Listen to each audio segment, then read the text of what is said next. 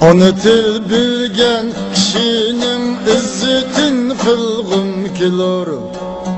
Onu til bilgen kişinin izzetin kılgım kilor. Onu tilni ağzedin altın birip algım kilor. Onu tilni ağzedin altın birip algım kilor. Euzubillahimineşşeytanirracim. Bismillahirrahmanirrahim. Esselamu aleyküm ve rahmetullahi ve berekatuhu. Hürmetlik Uygur Akademisi'ninki körülmenleri, dünyanın her tarafındaki Uygur Akademisi'ninki azaları ve kızıkçı barlık kırındaşlar, vatan işideki ata-analar, okuyucular ve hürmetlik okutukçular, anlatılı sepede küreş kılıvatkan barlık kırındaşlar. Uygur Akademisi'ninki ilminin zakitini belgeler namlık birinci san programımızda Doktor Eşat Abbas ve Abla Turan ve ben üçümüz bir programını yani ziyalla doğruluk, ziyalların ahvali yapınıya Amerika'daki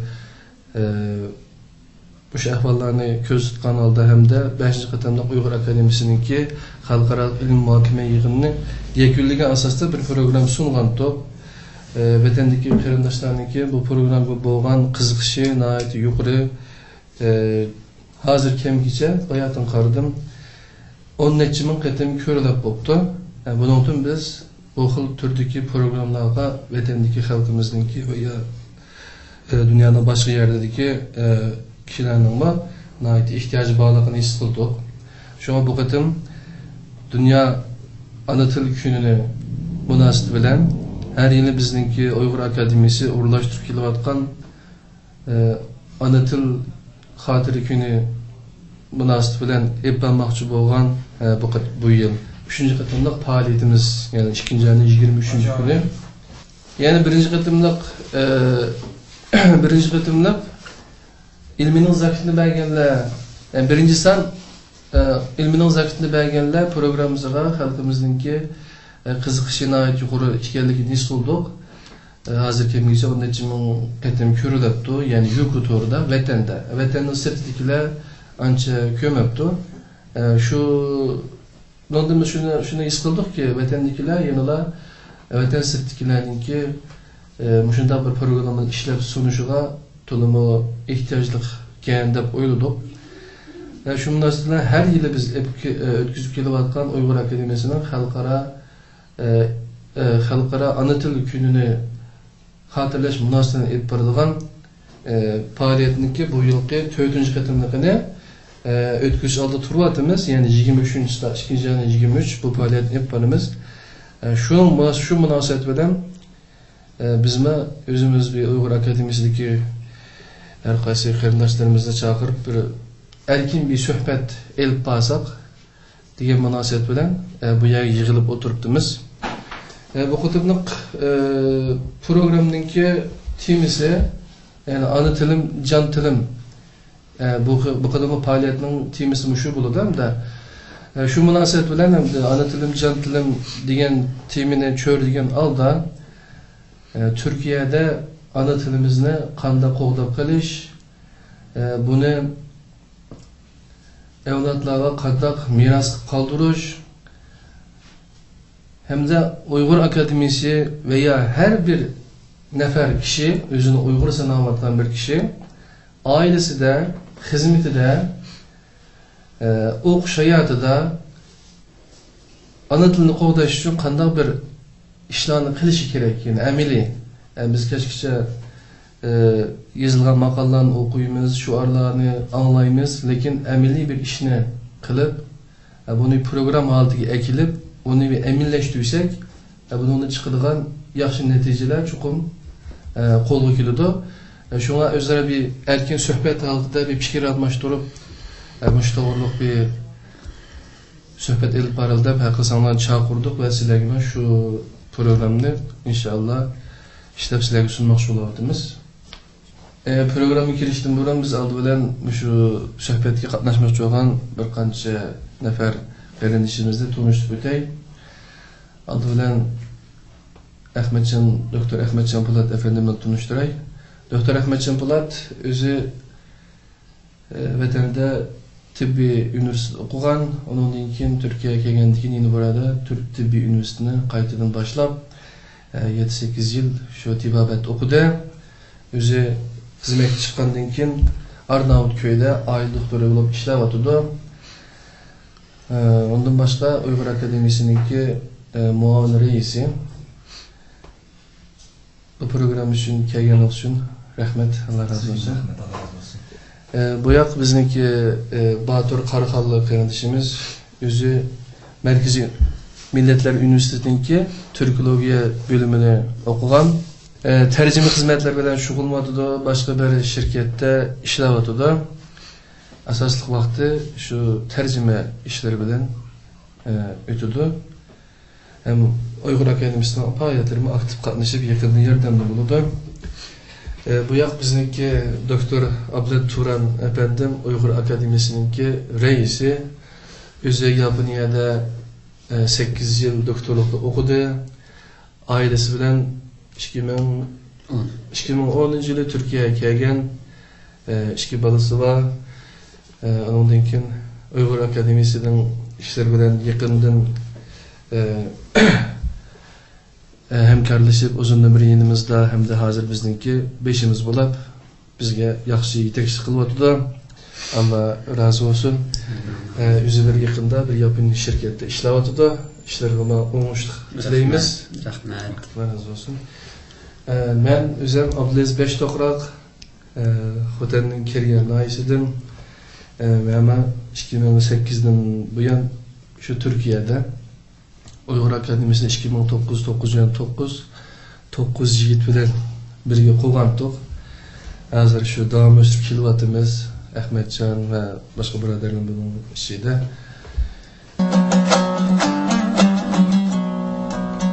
Onu til bilgen kişinin izzetin kılgım kilor.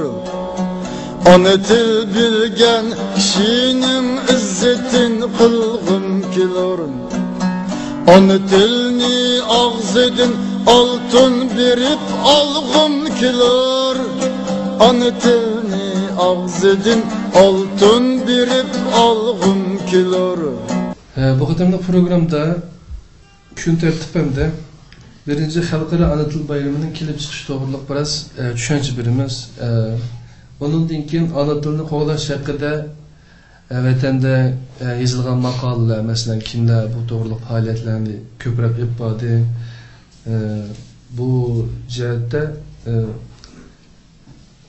Batur Qaraqallı qarindishimiz biroz tushuncha berib o'tsa, ondan keyin farzandlarga ana tilni meros qilish to'g'risida hamda bularni Türkiye'de biz biraz qiyinchilikqa duch kelamiz. Masalan, vatanda yangi kelgan xalqlar bizning bolalarimizniki Uyg'urcha gap qilmayotganligini, faqat turkcha gap qilayotganligini ko'rib, nurg'unlari qattiq ochiqlab qoldi. Ammo yana 5-6 oy o'tgandan keyin ularga xalmagan holda bolalarning turkcha so'zlab ketganligini his qilib qoldim. Shunday xil masalalar bor. Bularni qanday bitirib qilamiz? O to'g'riliq so'zlasak, undan keyin aldinish yo'llari onun uchun. Ondan keyin 4-temada har qaysi davlatlardagi saqlanayotgan, ya'ni masalalar, masalan, Yaponiyadagi Uyg'ur tili masalasi, siz uni to'g'riliq obdan bilasiz. Amerikadagi, Turkiyadagi masala o'xshamaydi uchun. Bu jihatda biroz silishtirma qilsak, vatandagima boshqacha bir ahvol. Ondan keyin 5-temada Uyg'ur Akademiyasi bu jihatda qanday bir kuch chiqara oladi, qanday bir yangilik yarata oladi. Bu jihatda biroz paranglashsak, bir g'oyamiz bor. Uyg'ur Akademiyasi bundan keyin chet elliklarning ulamda yoki bir yerlik kishilarningki bulamda ish qilib, Uyg'ur tili o'rganishdagi bir marka bir yerga aylanishni endi plan qilayotgan. Shu bu jihatda sizlarning qanday fikr talablari bor? Nima yordamni bo'la olasizlar? Biz qanday ishlarni qila olamiz? Bu jihatda bir töhbimiz bo'lib qolsa demakchi. Shu tariqada olib borsak, endi program biroz erkin suhbat holatida bo'ladi. Biz o'zimiz vatandagilardagi o'xshash maxsus kasblashgan yoki boshqa bu xil televiziya programida ishlayotgan kishilarning bunday bir saviyamiz yo'q. Ammo bir kichkina bo'lsa o'zimizningki ishdan sirtqi bunda kasbiy bo'lmasa hamda o'zimizning qiziqish bo'yicha o'zimizning bir yo'qsa qolib turgan yurgimiz var hamda shu ana til to'g'riliq bir o'ylaymiz doim shu bu ishlarni shu bundan bir qanday to'pimiz bo'ladi hammamizningki o'rtaq bir aqlni o'rtaga qo'yib shuni ham yani qalbimizni chiqarib bu jihat shu bir to'pi qo'ysak degan niyatda yig'ildik hamda shu hamda meni riyosatchi deb o'ylab qolmanglar hamda men faqatla bu programda shunday bir qisaq degan nimani o'tirib qo'ygan shunga bu jihatda o'zimiz qanday kuchlarni chiqara olamiz bu to'g'riliq izlansak bo'ladi hamda bu xalqaro ana til to'g'riliq internet izlangda bu najib ma'lumotlar chiqadi men 2 kundan yanqisi internetda bu to'g'riliq ma'lumotlarni egalladim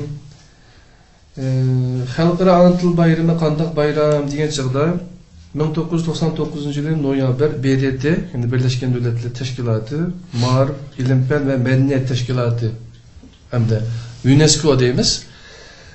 Şularının bir çoğun yığınında 2000 yıldan başlayıp her yılı 21. fevral günü Xalqaro ana til günü qilib bekitildi deb e'lon qilindi. Til insonlarning shakllik va shaklsiz madaniyat, xalqaro miraslarını saklaydıgan hem de tarih kıldırdıgan en güçlü kural. Ana tilinin tarqılışını ilgi sürdüğün her türlü faaliyetler tilinin köpxilliği ve köptülük mağribinin terakkiyatıga paydalı bulup kalmasından belki yine dünyadaki her kaysi til ve medeniyet enellerini düşünüşünü yukarı götürüp özara düşünüş, elpuçanlık asasında paranlaşış arkalı bütün dünya ellerinin ittifaklıkını ilgili sürüp sürüştüğün paal rol oynaydı. Yani bu faaliyetin kilip çıkışı doğruluk biraz malumatlarını izlendim, YouTube'da kardım. Bu 1948 yılında başlaydıkken bu iş. Кейін 1952 yılı Bengal yanına Pakistan'a təvəl çağda Bengal xalqı Bengal tilinin hükümet tərəfindən qo'llanışını etiraf qılınğan tillarning biri qatoriga kirgizish uchun namoyish o'tkazgan. Shu yili 21 yanvar kuni saqchilar namoyishlar qaritib o'q uzib 5 nafar namoyish qazo qilgan. Bu yerda 21 yanvar deb yozib qolibdi, xato bu. 21 fevral kuni. Shu munosabat bilan til şehitleri de bir minare, hatırlaş minare to'g'izib diken Bengalda. Şu munosabat bilan BDT hamda şu xalqaro ana til kuni qilib bekitish uchun şu şehitlarning qoni bedeli kelgan şu kunni 1999 yılı karar ma'qullabdi. Şu onun yanqısı şu dünyanın her qaysi yerlerde ana tilini hatırlash to'g'riliq faaliyetler elib berilib bu bir bazı devletlerde de Bengalda bayram altida nurg'un faaliyetlarni olib berilgan boshqa devletlarda bunun qarta faaliyetlarni her türlü her xil faaliyetlarni olib beribdi. Bizning vatanda bu to'g'riliq internet torlarida veya ki bazı oturuşlarda, bazı faaliyetlerde bu ana til günününki ana til günü münasebet bilen nurg'un yaxshi ishlar vujudga kelganlik bizim şu münasebetinden bu bugün şu programni ishlaylik deb o'tiribmiz. Bu to'g'riliq hamda do'stimiz Batur Qaraxonli efendim o'zi turkilik kesbiyatda o'qigan ekan, bizga qaragan chog'da ana til to'g'risida jiqroq tushunchasi bor. Shunga biraz bir qanday o'zining ko'z qarashlarini aytib bersa, biz uni shu tariqa bir yapmasak programda. Selamünaleyküm aziz kardeşler. Til meselesi kelgan chog'da til bir o'rtaq coğrafiyada yaşaydigan o'rtaq an'anaga ega xalqning o'zaro ijtimoiy turmushdagi ijtimoiy aloqada ishlatadigan bir vositasi. Shunga til normal turmuşda hem de bizdeki alaka vasıtımız, xuddi biz beliq suda ayrılanmagandek insanlarımız yaşaş jarayonida ijtimoiy turmuşda, gündelik turmuşda tilden ayrılanmaydı. Bir insan tug'ilgandan tatib şu tilninki şu til muhitida cho'ng bo'ladi va tafakkur ana til asosida yetiladi.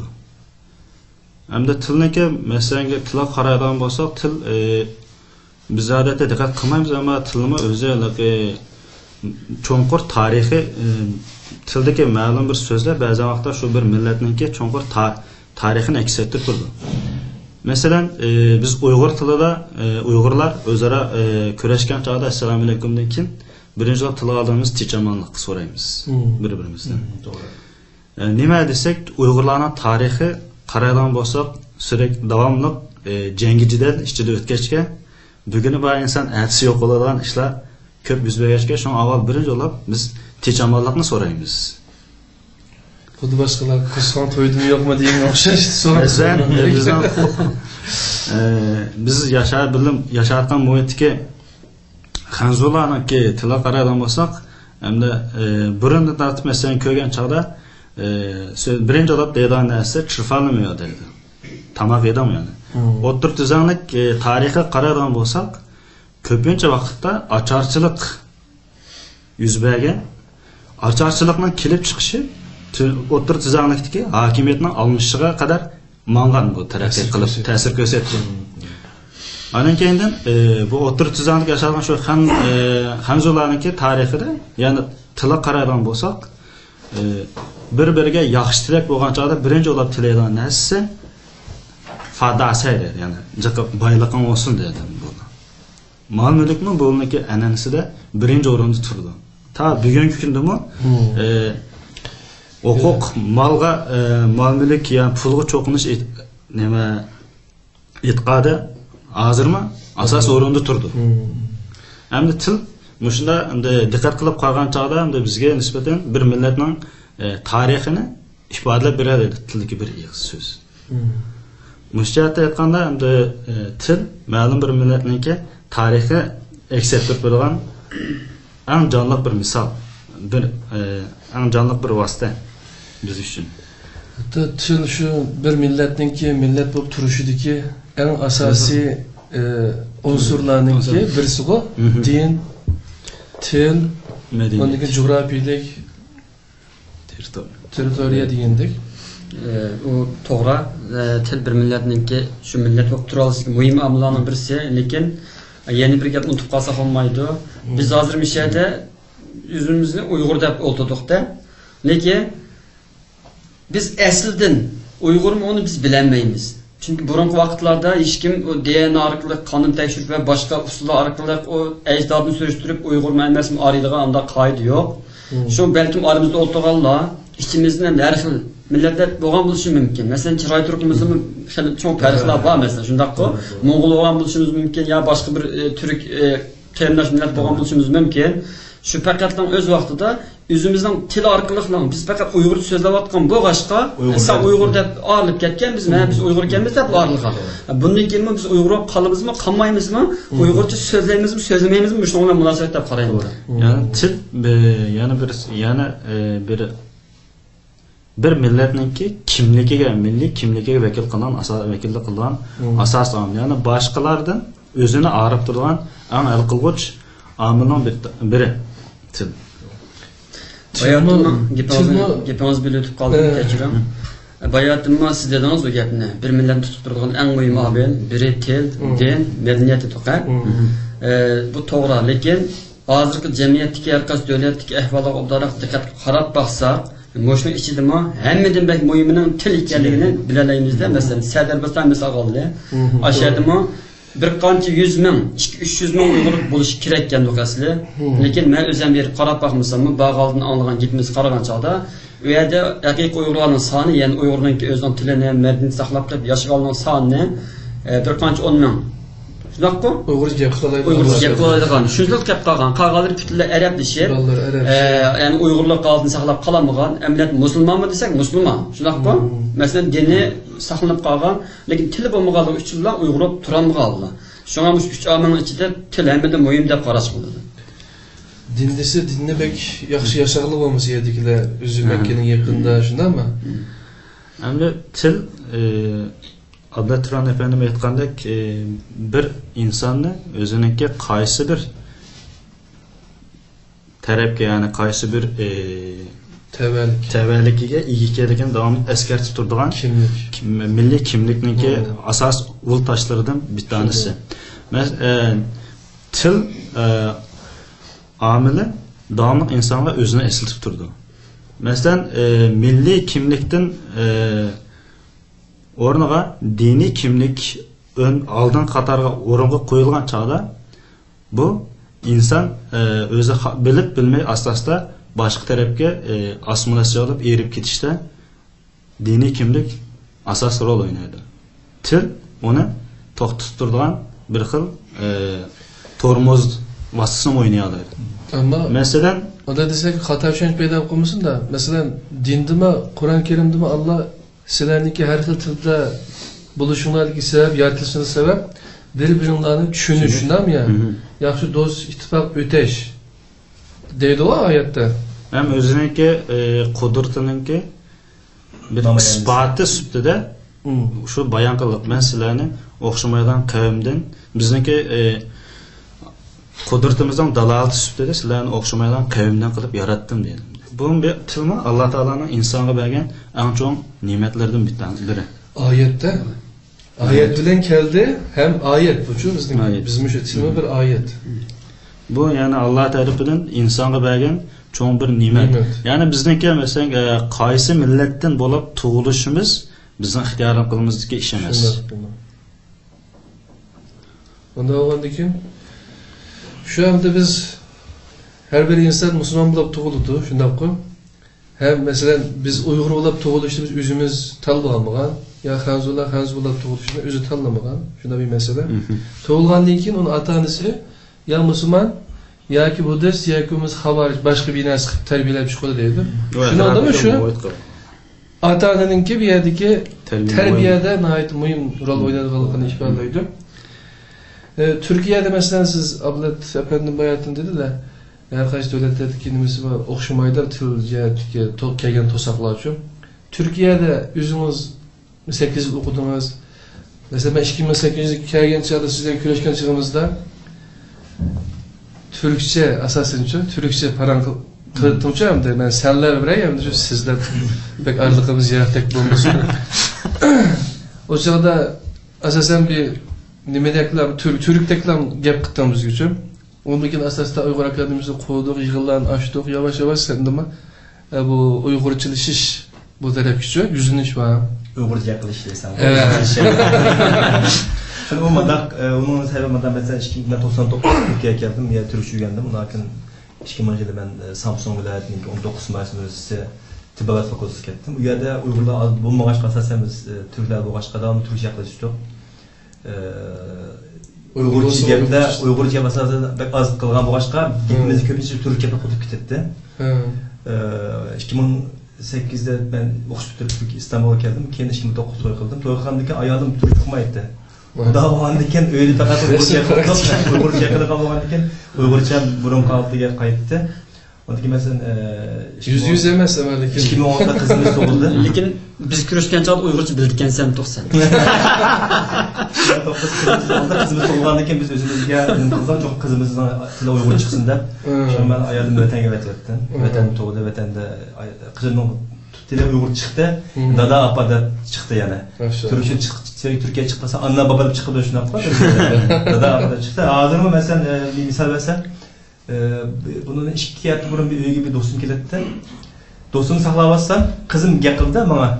Dada, bu mehmon biz o'xshash gaqilamdi yo boshqa gaqilamdi deb so'rayapti qizim menda demak. Qizim o'ziniki Uyg'ur ekanligini, Uyg'ur tilining es qilganligini es qildi mavzuda. Mana qizim hozir yasiga bordi, yasida turkcha gapirdi, uyda cho'qim Uyg'urcha gapirdi. Uyg'urcha yurtimiz qizimlar. Şuna Uyg'ur gap asosan qiladigan bo'ldi, endi o'zining gapini shuncha yaxshi qildi. Va bu boshqa masalan hafta oxirlarida biz avlodni uyga boramiz. Ondan ikki o'g'li va o'ynaydi, turib Uyg'urcha qilishida. Biz o'ynaydi bu muhitla bolamizninki Uyg'urcha qilishiga, Uyg'urcha madaniyatimizning o'zimiz tilimizni o'rganishga ko'p foydasi bo'ldi. Bizning şu mesela Batur'un qaynanası geldi şuna mı yakında? Ballarınki o qaynanadan bo'lgan münasebetleri, paranları elbette Uyg'urcha bo'lar. Ballarınki Uyg'urcha biz qancha zo'rsak ham ba'zan vaqtda bo'lar, yana surishtirib o'tib oladi ekan. Masalan, yana qaynopam bilan ballar orasida tushuncha biroz zo'r, qiyin yani. Tushunmaydi. Masalan, mening ballalarim endi turish gap, Uyg'urcha gap qilamiz biz uyda. Uyg'urcha gap qilsak ham men tushundim. Ammo turishga javob berib turib oladi. Ondan sonra onu o'zgartirish kerak. Bunga hozir biz bu faqat asosan Turkiyada yashayotgan ko'pincha oilaniki duch kelayotgan masalasining birisi bu. Tamam. O meselege birden kirdi. Bayağıdan til to'g'riliq biraz tushuncha berib o'tgan bo'ldi. Men necha kun yanqisi shu til to'g'riliq biraz kitoblarni arildim. Kitobxondan dillerin katli deb tercümesi şundayken David Crystal deb bir İngilizlik bir yazgıcı iken bununki nurg'un yaxshi kitoblari bor ekan ingliz tilida dunyoda tillarning qatili kitob tillarning qatili rasmini qarasanglar ko'rishlar hammalarga tavsiya qilaman bu kitobni bu odam o'zi İngilizlik hem de bir İngilizlik belki bütün tillarınki İngilizce bu kitişini hatta hem adam İngiliz sözler geçse dep oylaydigan da dep oylaymiz ama bu adam anla oylamaktı.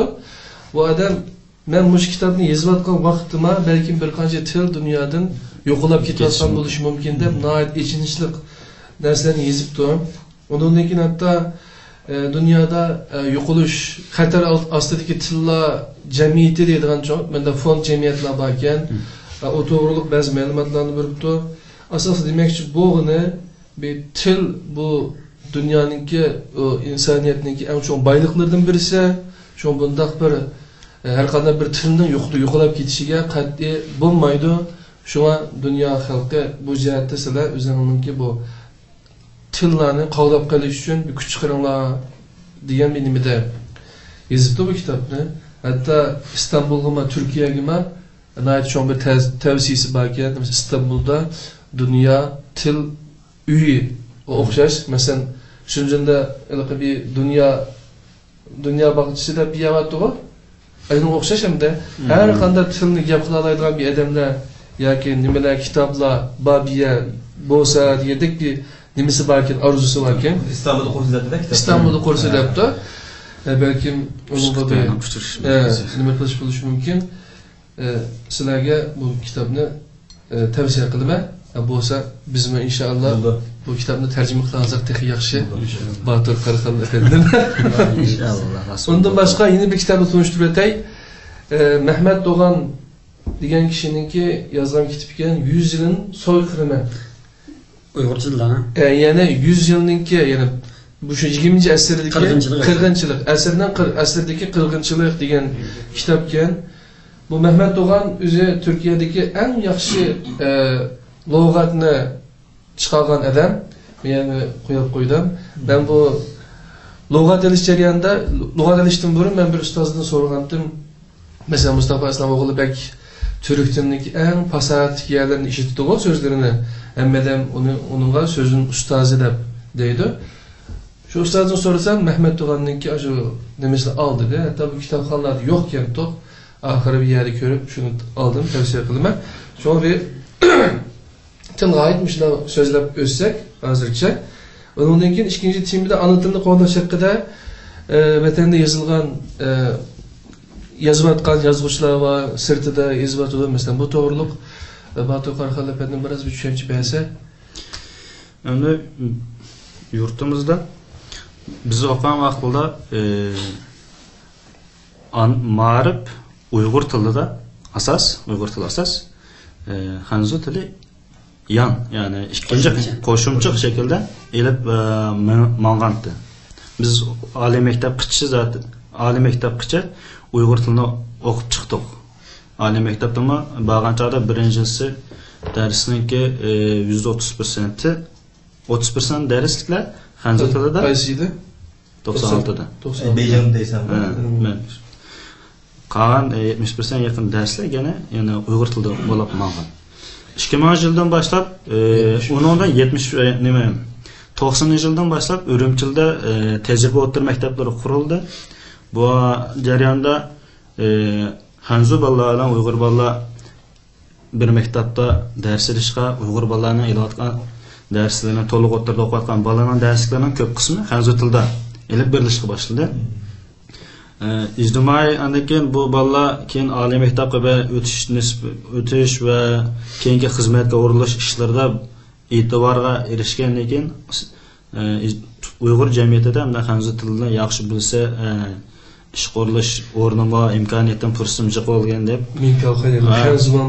Hanzuman bo'lsa deb shu shaklda yuzinish bo'ldi. 2000 yilga chiqqan chog'da oliy maktablarda Uyg'ur tilini ishlatilish to'xtatib amaldan qoldirilib, Hanzu tilida darslar o'tilishga boshlandi. Hatta biz 92 sanat institutida bir yildan Hanzu tayyorlik qildik. Qolgan 3 yil hamda bizim barliq kitap hammasi Hanzucha. O'qituvchilar ham Hanzucha. Faqat bir qirg'iz ustoz vardı. Bizde sanat institutida amal aldı bo'lgan bu ishlar uchun.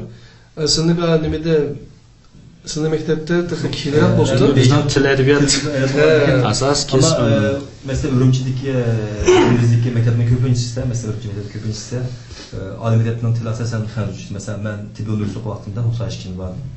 Ama ben Şinjan'ın yerli tarihte bir dersi vardı. O Uygurçıydı. Şuna Uygurçıydı. Siyaset Uygurçıydı. Kalan dersinin hemisi köpüncüsü. Hemisi %100 Hanzucıydı. Ben bu Hanzu'da birisi okudum. Siz şeyinde okudunuz mu? Ondan keyin bizniki darslar yildan yilga Uyg'urcha dars nisbati tuvanlab, Hanzu til darsiniki nisbati yuqorilash boshlash shaklida elib mang'an dars. 2000 yilda oliy maktabga oliy maktab Uyg'ur tiliniki ishlatilish amaldan qilgandan keyin bir mezgil shu shaklda o'tdi.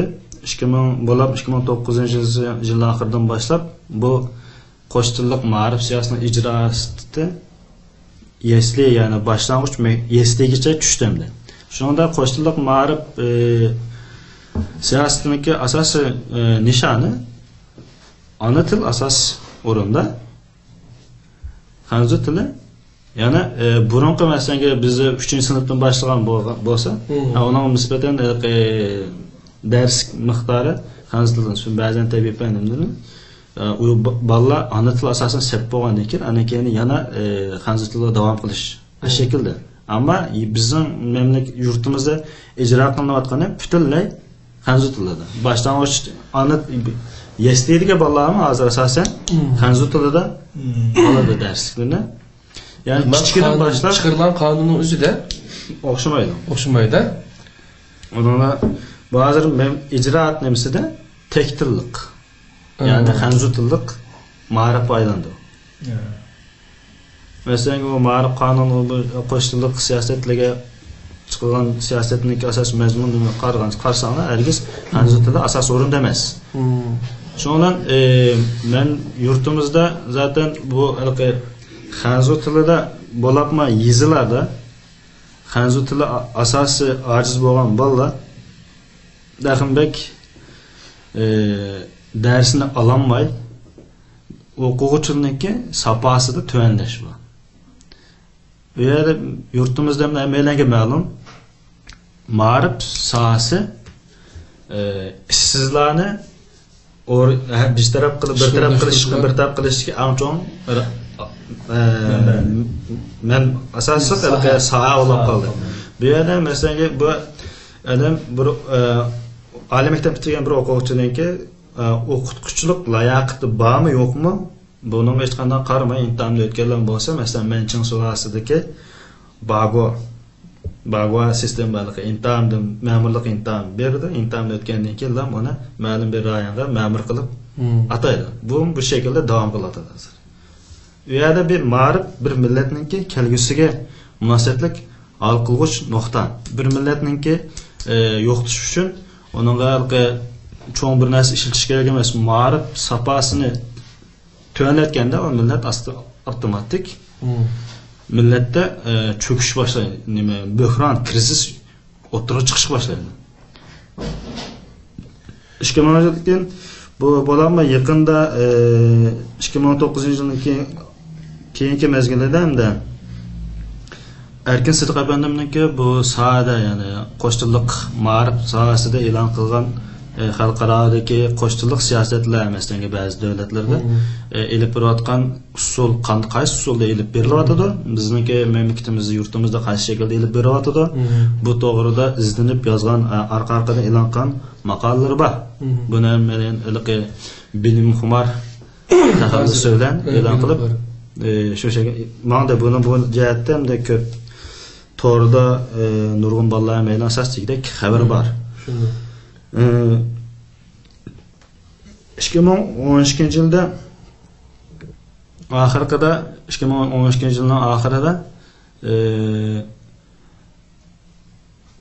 Xi Jinping Cumhuriyet Komünist Partiyasining genel baş sekretari bo'lib chiqqandan keyin bir atalığını o'ttirib qo'ydi. Ya'ni Cumhuriyetning tushi.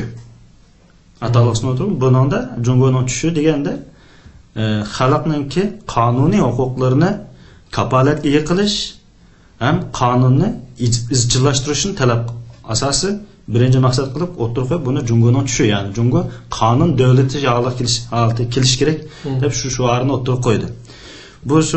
Bu tashabbusdan bizningki yurtimizda tashabbusga aktiv ovoz qo'shgan qarindoshlar, masalan, Abduvali Ayib bo'lsin, Dilyar Obul efendi olsun, Mehmet Sıdık efendi başçılıkıdır. Bu qarindoshlarimiz ana til yeslisini, yani Cumhuriyet Halk Cumhuriyeti Asas Kanunu'nun 35. maddesi, annem Milli Territoriyalik Avtonomiya Kanunu ve onundan başka Cumhuriyet özü azagan Birleşken Devletler Teşkilatı'nın ki UNESCO'nun ki münasebetlik ana til milli asonliq millatlarninki ana til örf odatlarni qo'llash haqidagi belgilangan qonunlarga o'zi qo'l qo'ygan shu qonunlar asosida asos qilib turib rayon yurtimizda xato ketayotgan qo'shchilik siyosatini o'zgartirish tashabbusida ana til yeslisini qurish uchun harakat boshladi. Ana masalan bu eng tipik misol Abdullah Ayıp efendininki biz meşhurlardan meclisten münuk diyen makalası oturup yazgan neyim için özü ana til teşebbüsü, yani ana til yestisi kuruş için oturup çıkartmamasını sebebini oturup koyup münuk deydi. Ben ana tilimizden can talışıvatkalığa qarab tura almağanlığım için bir Uygur Müslümanlık mesuliyetini ada qılay deb oturup çıktım. Ben Uyg'urni Allohga yaraydigan Uyg'ur qilib tutib turadigan omilning ana tilimiz ekanligini his qilganligim uchun maydonga tushdim. Men qizimning mendek Uyg'ur bo'lish, ana tilda so'zlash va yozish huquqini kapolatga ega qilay deb yo'lga chiqdim. Men buni shaxsiy g'oya deb qarayman. Hargizmi ijtimoiy harakat yoki millat uchun qilingan bir xizmat deb tushunmayman. Bu ishimni mening bir insonlik burchim, bu ish mening bir insonlik burchim, atılık mecburiyetim. Bu her bir insanı özünü bir milletini söylediğin yoki özünü söylediğin bir insanı çoğunqur oylandırgan mesele. Bu mesele biz fakat ana til meselesi emas. Bu kelgüsü de o'ttirib chiqadigan bir qator ijtimoiy meselelerni oldini olish uchun o'ttirib elib berilgan qadam. Mesela ana tilimiz mevcut bo'lib turayotgan sharoit ostida nurg'un kishilar uchun xizmat sohasi ochiladi. Mesela ana tilimiz iste'moldan qolsa, hammaning o'rtaq hanzu tilini ishlatishga boshlagan chog'da tarjimaga ehtiyojimiz bo'lamdi? Bo'lmaydi. Har qaysi idora organlarida bo'lmaydi. Ikkinchidan matbuot. O sohadami nurg'un odam ishsiz qoladi. Ma'rifdimi nurg'un Uyg'urlar ishsizlik ishdan chiqarilish, ishdan ayrilish ehtimoli bor. Bu biz xohlamasakmi Uyg'ur jamiyatida yuqori nisbatda ishsizlar qo'shiniga o'tirib chiqishi sabab bo'ladi. İnsan ishsiz boshqa narsaga chiday oladi, bardosh bera oladi. Masalan, kiyimi ko'nib ketgan yoki ishilib ketgan bo'lsa, yamab turib, kiyib, yuvib turib keladi. Ammo qo'soq masalasi har ishga majburlaydi. Bu o'yinishga tegishli jiddiy bir masala. Hatta bana benim bir shaxsiy burchim deb o'ylayman debdi u. Men o'qigan maqolaning orasida bir noyatma ta'sir qilgan bir yeri bor. Mesela qizi Amerikada, qizning ismi nimada? Raziyamida ish qilib. Yo'q, Raziya. Qizi 5 yilcha Amerikaga kelgan chaqda o'zini Uyg'ur deydi ekan. Keyin asosda maktabga berib, bir 2 yil o'tgandan keyin qizi o'zini Uyg'ur emas, bir shikayma, bir ma'lum bir vaqt o'tgandan keyin qizi o'zini Uyg'ur emas, men Amerikalik deydigancha, hatta hech qanday millatga tabi emas. Zaten Amerikada yashaganlar Turaqı özüne şu Amerika'da qo'ydi ya millat nimasi yo'qolib ketdi ekan-ku. Chunki milliy nima yo'q ham deyapti. Ayrımchilik yo'q boshqa. Buni aytdi tabiiy holdalar yirkidi ekan shu millatchilik bir narsa bo'lmaydi ekan. Ashuna bir bek ta'sir qilgan shu. O jihatlarım bor. Anan kendin torda ana til bağdaş torda asas qilib, ondan ana til yeslisi temisi aslında maqalalar e'lon suhbatlar ilib berildi. Qanday qilib boramiz? Qonun yo'l dialogi bilan efendim başlab. Bununla Abdunum rayonluq, Saybaq rayonluq hukumatga berib ana til yeslisi uchun iltimos sundi. Masalan, Abdunum rayonning munosabatli qonunlarida asas qonundami asonliq millatlarningki til yezigini rivojlantirish, taraqqiy qildirish, ularga har jihatdan yordam berish belgilaylik aniq. Aslida resmiy til Abdunum yo'qida, resmiy til Uyg'ur tili. Shunda qo'y. Qonunda belgilangan til shu hamda. Degandek ondan keyin Ilhom To'xtapandi ana tilni qo'llash loyihasini e'lon qilib o'tirib qo'ydi. Unda 6 turli talab teklif planni loyihasini o'tirib qo'yib e'lon qildi. Shuning bilan bu ana til 2013-yilda ana til masalasi Uyg'urlarda hali diqqat tortadigan muhim kundalik masalalarning biri bo'lib o'tirib chiqib, bu harakatning boshlanishini Uyg'urlarda ana til bo'lgan bir xil qaytadan bir tunish masalasi o'tirib chiqdi. Tunish barliq keldi. Shuning bilan Qashqarda ana tilni xotirlash kuni faoliyat olib berildi. G'uljida bayada biz nimada Abdul Ayub efendi yozgan narsada bu bir ijtimoiy harakat emas deb alayda deb qo'ygan. Bu shaxsiy meningki o'zimniki atiliq burchim atilib qilish uchun o'tirib qo'ygan bir ishim bu debchi. Abdul Ayub shundoq deganda, lekin Abdul Ayubning emas, har odamning shundoq tushunishi bo'lishi kerak aslida. Bu yerdagi masala sadece Abdul Ayub boshqalarning ko'nglidagi shu xalqning ko'nglidagi so'zni o'tirib qo'yapti. Chunki agar boshqa ota-onalarnikimi o'zida bunday bir tushuncha bo'lmagan bo'lsa, bu qadar bunchalar qo'llashga erishmaydi. Masala bu yerda. Chunki hammalar biyaran bo'layotgan bir masala bor. O'zimiz Uyg'ur, ondan keyindan 15-20 yildan keyin avlodimizningimi inson o'ziniki bolalarning shu o'ziniki yoqqan chiroqni yo'rtib mashina albatta arzu qiladi. Davom qildi. O'zim Uyg'ur bo'lar ekan, mening bolammi Uyg'ur bo'lsa, avlodlarim Uyg'ur bo'lib shaklda davom qilsa deb, unda bir niyat, arzu har bir Uyg'urda bo'ladi.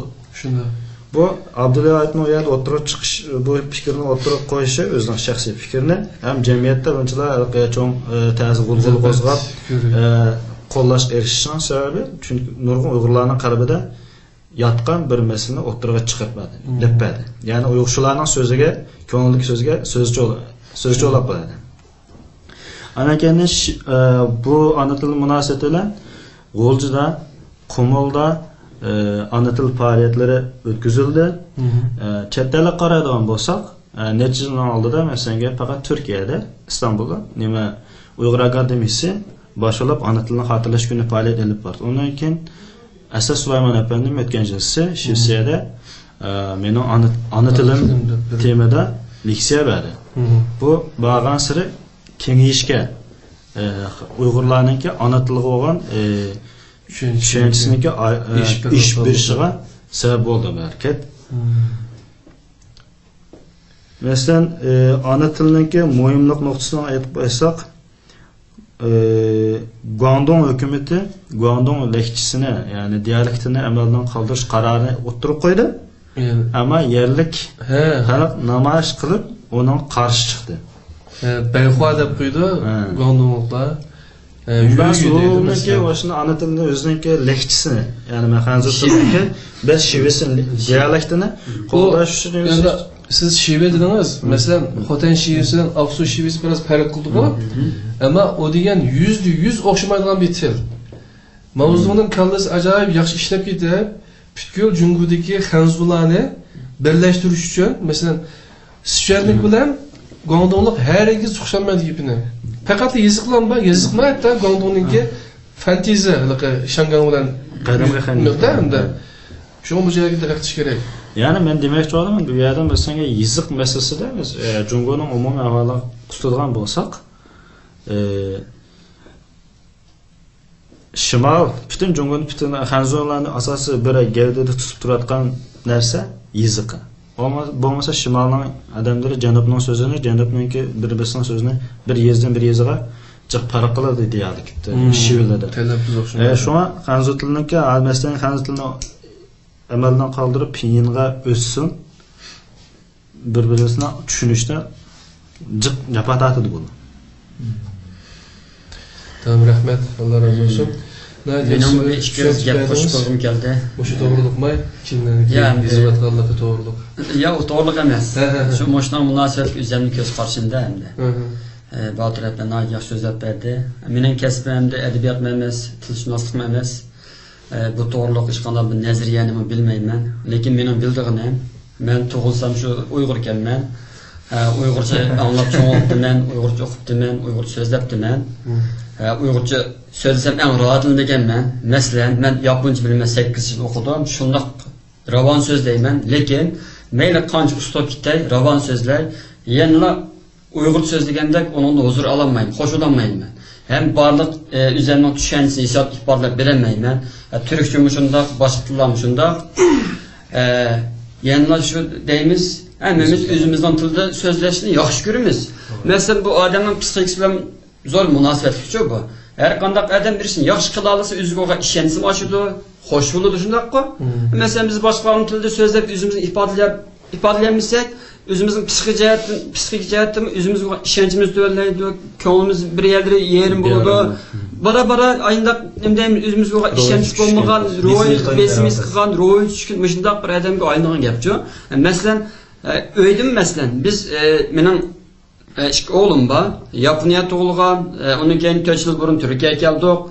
İki oğlumnunki vatanda turib baqqan vaqti birisi 40 kunlik vaqt berib tug'an bo'ldi. Ikkisiniki vatan tug'an vaqtini his olgan chog'da 3 oyga bormaydi. 3 oyga bormaydi, lekin normal Uyg'urcha paranglashadi.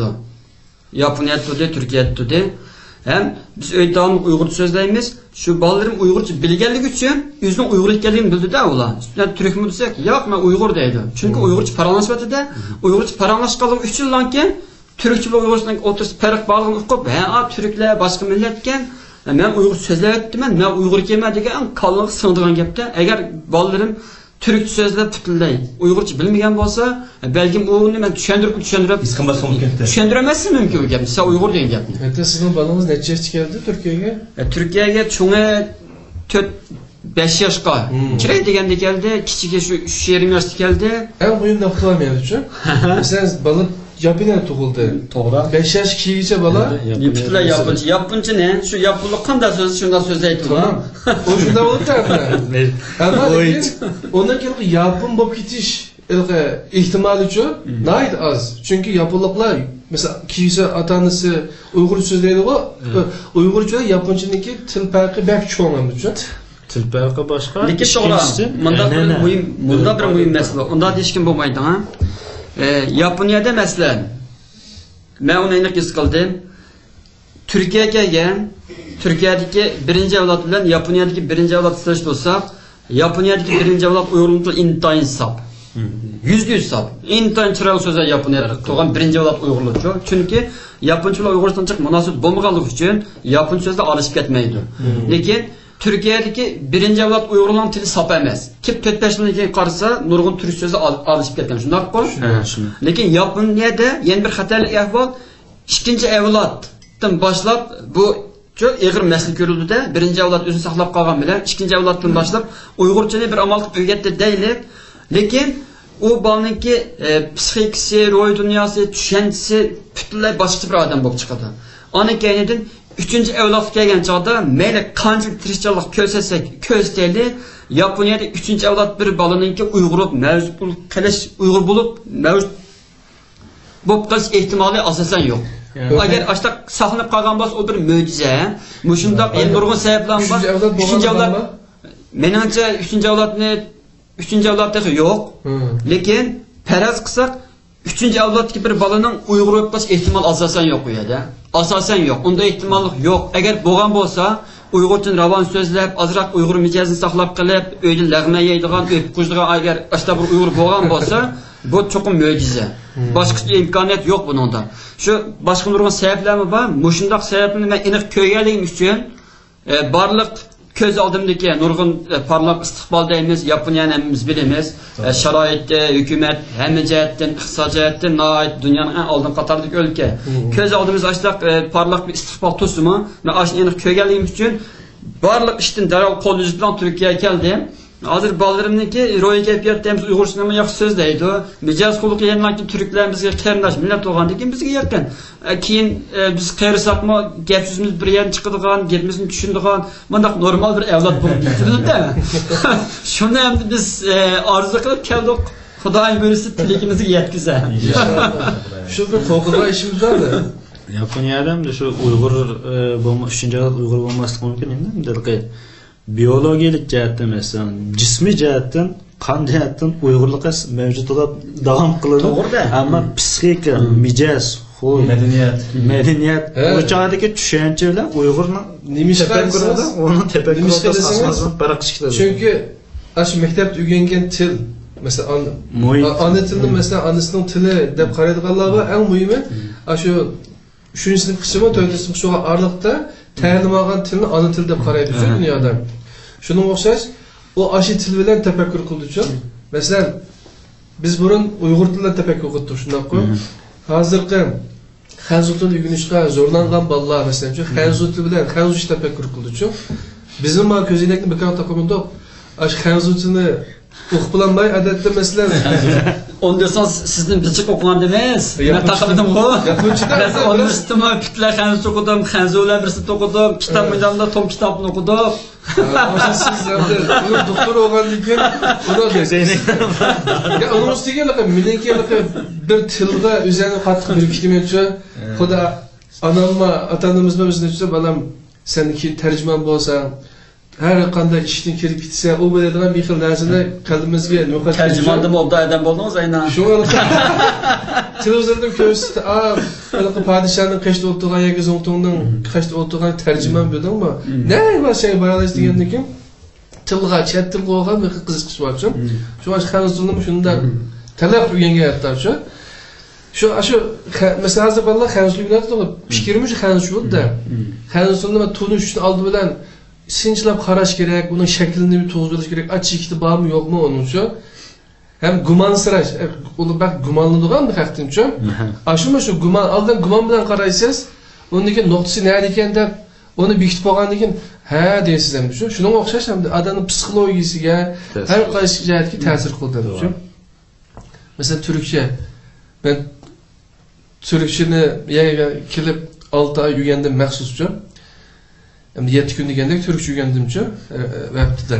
Shunda bir 6 oygacha aralıqda men bir Türkçe kitobni yani o'qishga kirisholmadim chunki o'qigan men o'yingan narsa uyg'ur tili o'qishga uyg'ur tili yezib shunda chiroyli ko'rindi ko'zimga ammo bir turkcha kitobni hatta vazifa qo'ygan Qashqarli Mahmud degan romanni turkcha tarjima qilib ekan shuni o'qib kelib qisqartma so'zlab berdi shuni hech o'qib bo'lmay kirisholmay o'zimcha bir tilg'icha aynan bir xil olib ketgandim shuni o'xshab odamniki dimension psixologiyasiga har qancha ta'sir ko'rsatadi hatto odamni uylanmay qolsa tushkunlashtiradi oxiri doit bir oddiy misolliqu bu til deganda masalan bundoq epeslab ovoz bu lekin bu bundoq oddiy ovoz emas bu-chu.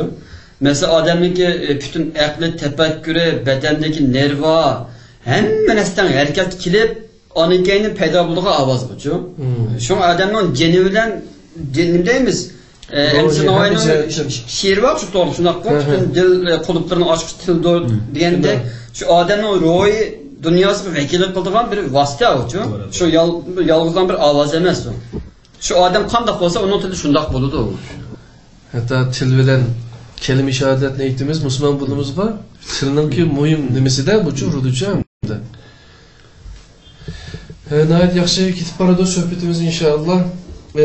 Farzandlar to'g'riliq masalan ana tilni farzandlarga qanday meros qoldiramiz degan temada biraz to'xtalsak, men bir gapni tatib olay. Masalan men oilada ben oğlum uçakta 5 yaşta Guangzhou'daki vaxtida çetərə çıxışdı bu 2016 üçün. Balamı yaxşı bir təlim aldırma, İslami mühitni yaşaylı deb sırqı çıxdı üçün çetərə gəldi üçün. Hem hicret hesabında bəzi hicret qaramaylı deyəndə üçün o başqa bir məsələ. Şu vaxt sonra aralıqda balam Guangzhou'da 5 yıl tutdu. Ama ben Xanus məktəbki bəyənmədim balam üçün. Çünki tili üyünüb qalmışsın deb üçün. Biraz uçakda biraz mütəəssib bo'lsam lekin chim to'dim hamda-chu. Chunki bu til o'rganish bilan uniki madaniyatimni qabul qilib oldi deb-chu. Majiyatga qarashim bo'lg'ashqa. Undan keyin chiqdik, balamni masalan haj qildik birga, undan keyin Suriyaga o'rnashtirdim. Ayolim balam bilan 3 yil qoldi shada. 3-sinfgacha arab tili, arab maktabida o'qidi. Yadim yeni keldik. İstanbul'a geldi. İstanbul'da ben arab maktabida o'qidim. 6-sinfgacha arab maktabida o'qidim. Shundan bu yerda benim balam bilan bo'lgan ortak bir til meselesi var. Araplarning aşkan mektebi ise. Araplarning mektebi, Sudanlıklarning, Saudiya Respublikasının mektebi varmış. Pul dilab o'qitan yaptık şu, başka bir hacim pulunu tülüdü, okuttuk. Balam bilan aralıkımızda bir xil nima paydo qoldi? Hal, generation gap deb qo'ydiku bular. Hal paydo qoldi. Chunki bu yerda tilninki ailemizda hatto'chamdi. Eng muhim bir narsa ekanligi o'ltirilish qilishim. Men balam bilan bir vosita ishqiyun tashqiyun bo'lolmasam aramızda qanday muhabbet şeklinde şundan ya. Şenç o'xshamaydi. O Arapça fikir qildi. Mesela men Uyg'urcha degandek-chu. Bunda bir narsa bo'ldi. Şu bir ortak bir narsa hozir Turkiyada biz Turkiya yashayapmiz. Shu turkcha maktablarga birayda balani mecburi ayolimiz bilan o'rtada biraz da tartıştıkçamdı. Ya bunu Arap maktab birimiz dedik. Ahire ikkilimiz noktaga keldikki, bu balani cho'qim Türk mektep o'qitishimiz kerak ekan. Chunki bizga eng yaqin til turkcha ekan debchi. Shu uchun balamiz turk maktabiga berdik. Hozir yaxshi o'qiydi. O'g'lim bilan munosabatimiz bek yaxshi inshaalloh. Bu yerda ana til masalasi o'tirish qilib bo'lsa, Uyg'ur tilimiz, aslida bizning ana tilimiz Uyg'ur tili. Balalarning ana tili Uyg'ur tili bo'lib o'tdi. Bu yerda tug'ilib, masalan, sizning balang bu yerda tug'ildi. Sizning balang o'sib ketish jarayonida balangı Uyg'ur tilini miras qoldirish va keyingi maktablarda bo'lgan chaqdimishimdi. Uyg'urchani jihatida uningga bizningki har xil miroslarimiz bor hamda ularni yetkazish bu jihatlarda sen qanday o'ylashyapsan bizning boshqalarimizdan bog'liq biraz cho'ng hamda yig'ida sen bu jihatdan men ayolim bilan maslahatlashdim. Ben hozir mesela yasliga berdim balamni. Yasilda chuqur turuvchi zaten. Chuqur o'ylangan ama biz chuqur Uyg'urcha gaplashamiz har vaqt. Ondan keyin Uyg'urchaga oid mesela biz har filmlardan CD'si keldik Uyg'urcha. Qo'choq tilidan do'q. Qo'choq onu qo'yib turamiz. Uni ne qildi? Onu başqa birga o'tirib ko'ramiz. Bazavat birga o'tirib ko'ramiz. Bazavatda o'zi ko'rdi, tushunmaganini so'raydi bizni. Dadan yoz zirkmadi, dadan deb so'raydi. Onun başqa mesela Uyg'ur kitoblar var mesela. Kütüphanede bir Uyg'ur kitoblar var. Onu bilmesem qarab nima debchi qizim. Deb men Uyg'urcha deb qo'y qizimga. Onun başka eminki yani bir üzerine oylagan demesi mümkün olsa eğer imkaniyet bu kadardırda her zaman yazılı tatillerde vatanga evatish balını, vatana ahvalini ko'rishiyadiki, o'rtoqan do'st birodar ko'rishsa, buni taxminlik ta'sir qiladigan his qildim. Masjid o'yladim men. Masalan, bundan keyin imkon bo'lsa, masalan, bola maktab ko'rgandan keyin yazılı tatilda imkoni bo'lsa, vatanga evat marajida. Hemmeden üyet bulanmayın da balda. İmkan boğala değil. İmkaniyet boğala. Boğala evetse maksimum çıkardığı vaktinde vatana evvaldan küreleydi ve o'rtoqan do'stlardan mehri muhabbet his qilalaydi. İmkan bo'lmaganlar bunaqa Turkiyadagi imkonlar foydasi bo'ldi. İmkan bo'lganlar menimcha vatanga evetse tahmoqchi bo'ldi. Sizlar qanday o'ylashlaringizlar? Bu ana tilini qo'g'dash to'g'risida ba'zi alohida misollar bor endi. Biz anladık. Mesela Mayli Uyg'ur deb. Şundaqqa o'tgan bir akademiyada suhbat bo'ldi. Turkiyada cho'ng'an bo'lsa-mu, ota-onasiniki tirikchilik ko'rsatish bilan Uyg'urchani so'zlashlar emas, ravon savolni chiqarib o'qiy oladigan, yoza oladigan, hatto 5 yoshgacha. 5 yoshgacha, hatto turkcha roman o'qib bo'lganda, turkcha masalani cho'chaklarni Uyg'urcha tarjima qilgan shundaq alohida misollar bor, kichik qizda endi. Lekin gapni bek cho'ng qilsa ham bo'lmaydi. Hammadan qo'ldan kelmaydi buchi. Hammadan o'zgarish ish va aldirash, hammadan qo'ldan kelmaydi. Lekin shunda bo'lsa-mu, Uyg'urlar topidan jiroq yashagan asosli chet ellik Uyg'urlarning eng muhim qiladigan ishi ana tilni qo'g'dash to'g'risida. Chuqur uyda ana tilda, Uyg'ur tilida so'zlashish shart. Bu birinchi eng muhim ish. Birinchisi, ya'ni uyda chuqur Uyg'ur so'zlash kerak.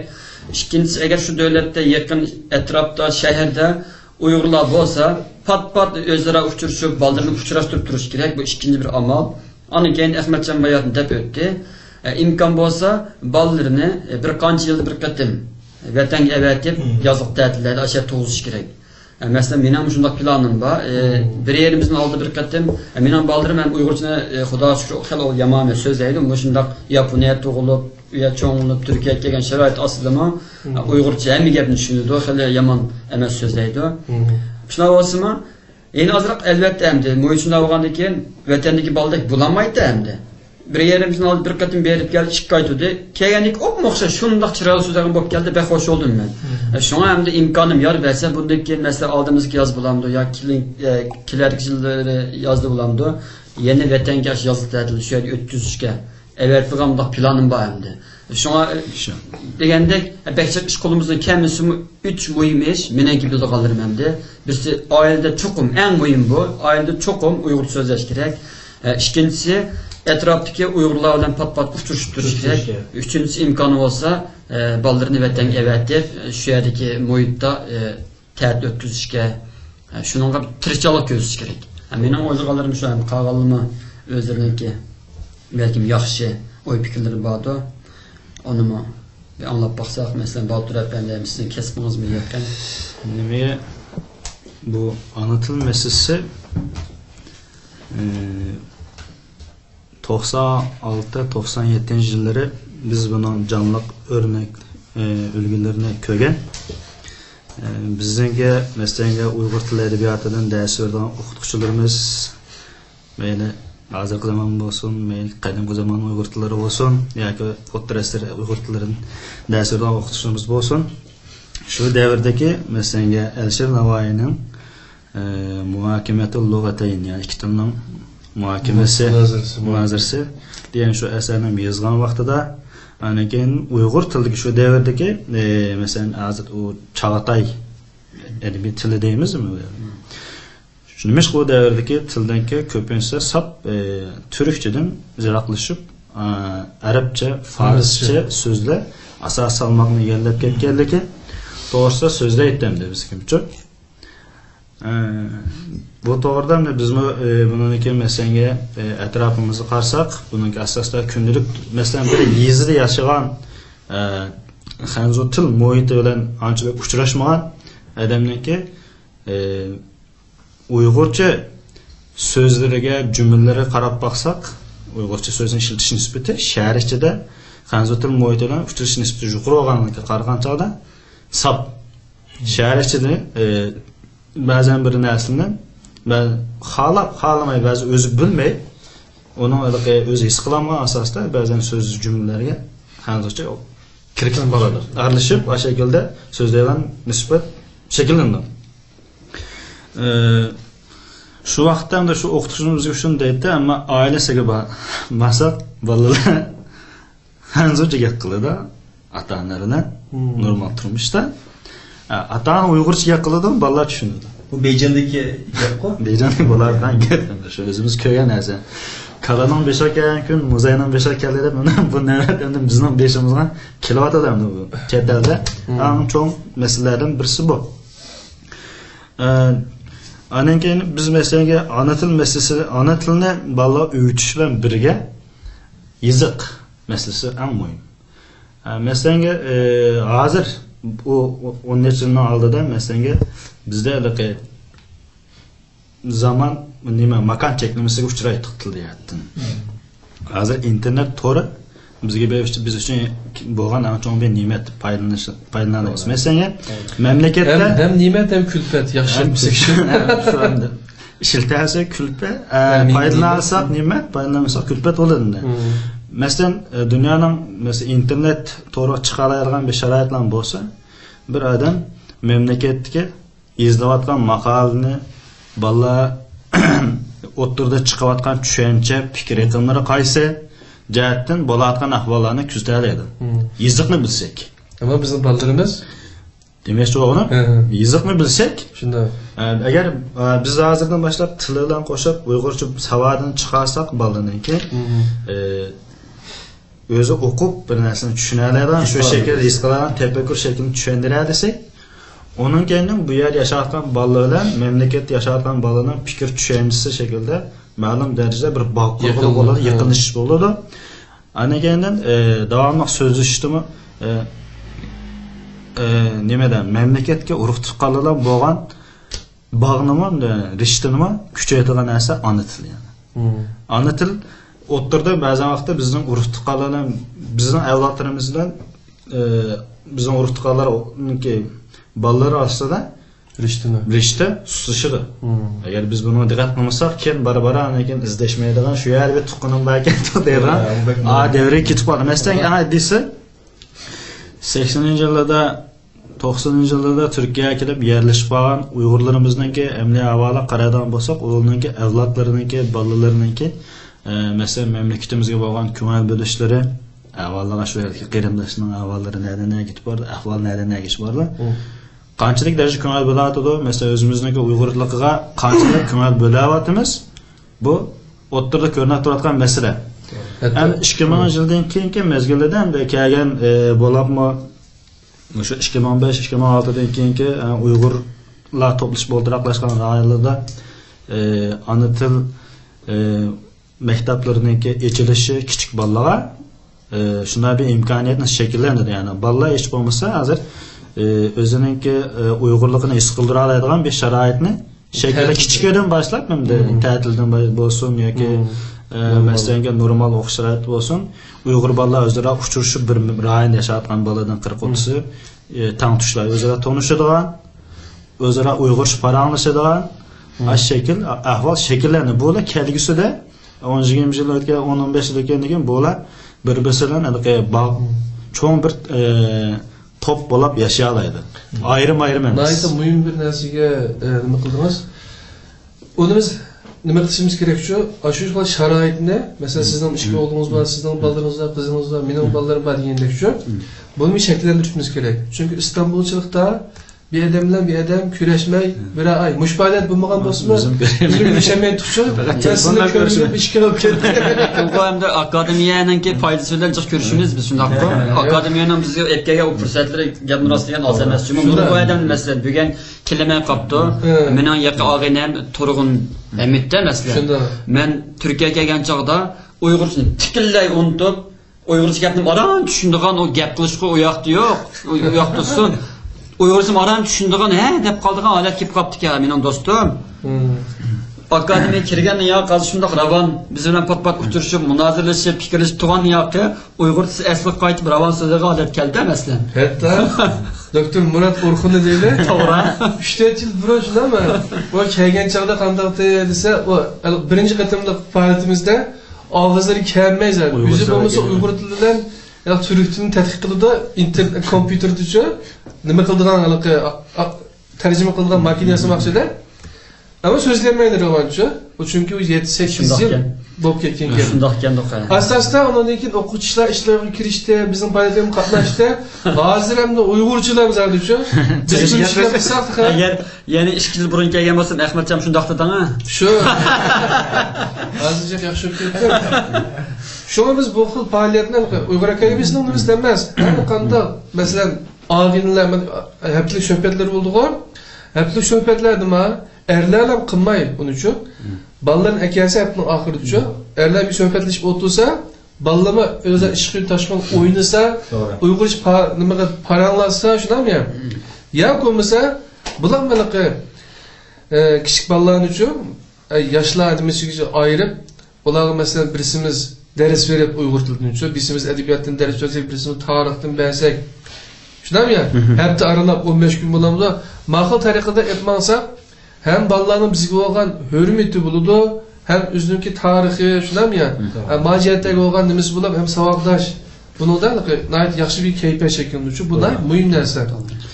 Ama şu nimede ailede, ana tilini, Uygur tilde sözleşten sırt, ballarının çoğun Uygur savadını çıkarışımız gerek. Olmasa, Orta Asya'da yaşayatkan 1 milyondan artık Uygurumuz var. Ama oğlan bizim aramızda bir yızıktan ibaret bir para koğaçka o kıyırındaşlarımız bizim memleketimizdeki fikir düşünceler nedeniyle gerçekten oturdu bir bağ yok. Yıkılışamayız. Oğlan ayrım bir şekilde ayrım özlemkan bir dünyadan kitidu bizimkiler ayardı ama kıyırındaş mı kıyırındaş. Eğer biz buna dikkat kılmışsak bunun denkenki bizim avlatlarımız arsıdı mı? Asla o şekilde. Bizge ana tilimizni keyinki avlatlarımıza yetkizilgan en mühim amel yazıkımız. Yazıkımız boğan çağda bu tilimizden ayakka mayakka keçip bitişini aldığını tosudu. Bu bir yer bağlap durdu.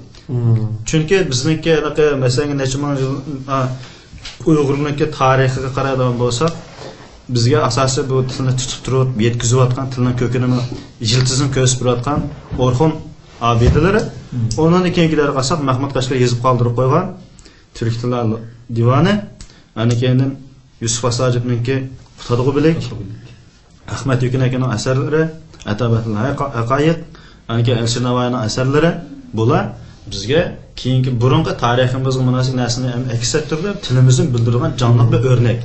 Biz shu orqali ash davrdagi insonlarimizning ishlatgan so'zlarini bilamiz, tushuna olamiz. Agar biz bu yiziq masalasiga sal qarasak, ana keyingi avlodlarimiz bilan mamlakatlarning orasida munosabat uziladi. Bu yerga Uyg'ur bizniki keyingi avlodlarimiz o'zininki jismiy jihatdan Uyg'urlikni saqlab qola olgan bilan fikr tushuncha jihatdan o'zininki Uyg'urlikni asosida yo'qdir. Yazık meselesi mesela nazır ma ünlüler dediğin nesbek WeChat deb buydu. Bu nesbek öcep kitiklik çok. Bunun da etemen 2 yıl burnu haremdeki vaktinde qarasam aş hakammise mende WeChat'te paranlışı mende qol qapırız mende qilgan to nimaga desam WeChat degan narsa ekan hozir ham biz eshitib unmuş. Aşununda ma ovoz bilan paranlashib da yozmaydi-chu. Mesela hatta men bilsem paranlashgancha agar kodesi ishlatmasa o da Uygurca paranlaşmada gökledim acaba. O acil deriz yok ettim. Hazırım ündüdar Android telefonlar bu baştan halkılda asasen bilkendeyimiz başka nokta şirketler teknikede bel oldu. Hatta internette mi siz bayat dediniz mi? Orta Asya'daki Uygurlarla olan münasebetimiz yazık cihetten paylaşılan geçken biz Kiril alfabeti işittiği olacak. Elif bersini için yazık mı? Bunu biz hal kıldık mesela Gayret Kenci akımızdaki bu cihette Gayret Kenci akım sizdeki kaynakımız var. Nahayet yaxşı hal kıldı bunun için. Başkalar Uygurlar var hem de teknik cihetten. Bizim Uygur Akademisi.com yani akademiya.org diyen torbetimiz 2 sen var. Üçte tarafta Kiril alfabet Uygurca deb yazılır. Onun yanına kon yazıp, onun yanına yeni yazıp Latince çok. Mana yazıp aşağıda bassanglar aşu torbetimizga barliq mazmun Kirilchaga va yoki Latinchaga kompyuter yozig'i deb qo'ydilar. Aşu kompyuter yozig'ini qilib qilyapti ham bu uchun. Ayni o'zgurida bu miqdorlar, ammo nurg'un odam bu meseleni buna bir teknikle bağlamını kavruyor. Şu an bunu hemen teşvik etmemiz gerek.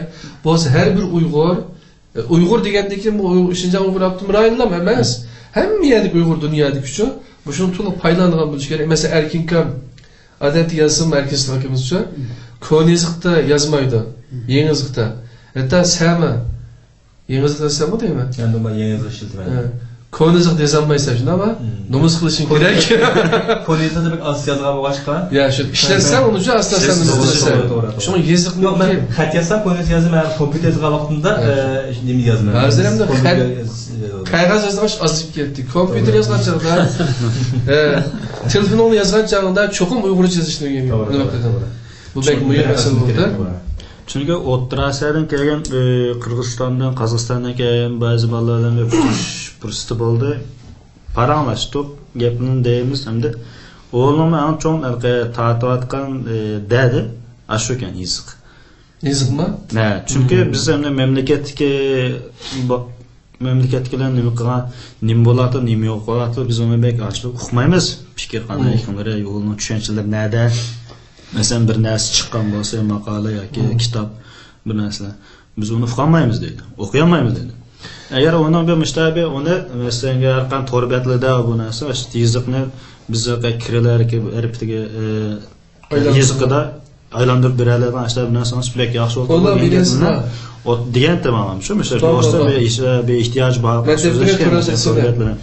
Ben dedim şu onlarla kendim bazen bir balalardan borçumuz buna alkıgılı olduğu bu da değiştik. Keşke kadarını buladan bir fırsat oldu. Ama müşterinin çıkarlığını o balalar haber vardır. Aslında özü körep kılıdı. Kıldı mı? Mesela www.ilkan.biz deb torbeti var şu. Aşağı kirip aşağı bir tor adresi 200'se aşağı hem mesela Uygur için Özbekçe, Özbek için Uygurçaga, Uygurça, Kirilçe hemimiz özgertirdik için. Hatta turizmin üstüde mi torbetini hal qilish uchun g'ayrat kenjakimizga desek yordam qilishi mumkin. Albatta yordam. Shuna unda shuni bizdan hozir bayatdan dedik. Hanzucha chig'noqda yezib hanzularni qanday tutib turgan bo'lsa, buni keyin ham Uyg'urning tutib turadigan al qilg'ich amilidan bilsam da yiziq. Kon yiziqi. Şu an mesela qarsak bizniki ma mushamalarga diqqat qilishimiz lozim chetlarda bo'ladi. Hem bu jihatda nima qildigan diqqat qilishimiz bir qancha nuqtalar bor ekan. Mesela biz hozir Turkiyada yoki Yaponiyada dunyoning har qanday yerda bo'laydi. Shu ana tilimizni saqlab qolish uchun torbetida boshqalarniki tavsiya qilgan bir qancha narsa bor. Birinchisi ana tilimizdeki televizyon programlarını görüyorum da. Hazır hem de satellite dediğin neresi var. Uydu da koydu Türkler. Sunni Amra programları çok. Bu vatandan biraz takip edip de çok. Uydu'dan Uygurca kanalga doğrulan da de. Belki ikinci bizimki Türkiye'deki Uygurlarının mı Uygurca kanalı çıkışı mümkün hem de çok. Resmi anlatıldı. Bu cihetteki mesela kısmımız mümkün. Onun için şu üzümüzden anlatıldaki radyolarını tinşan yaptı.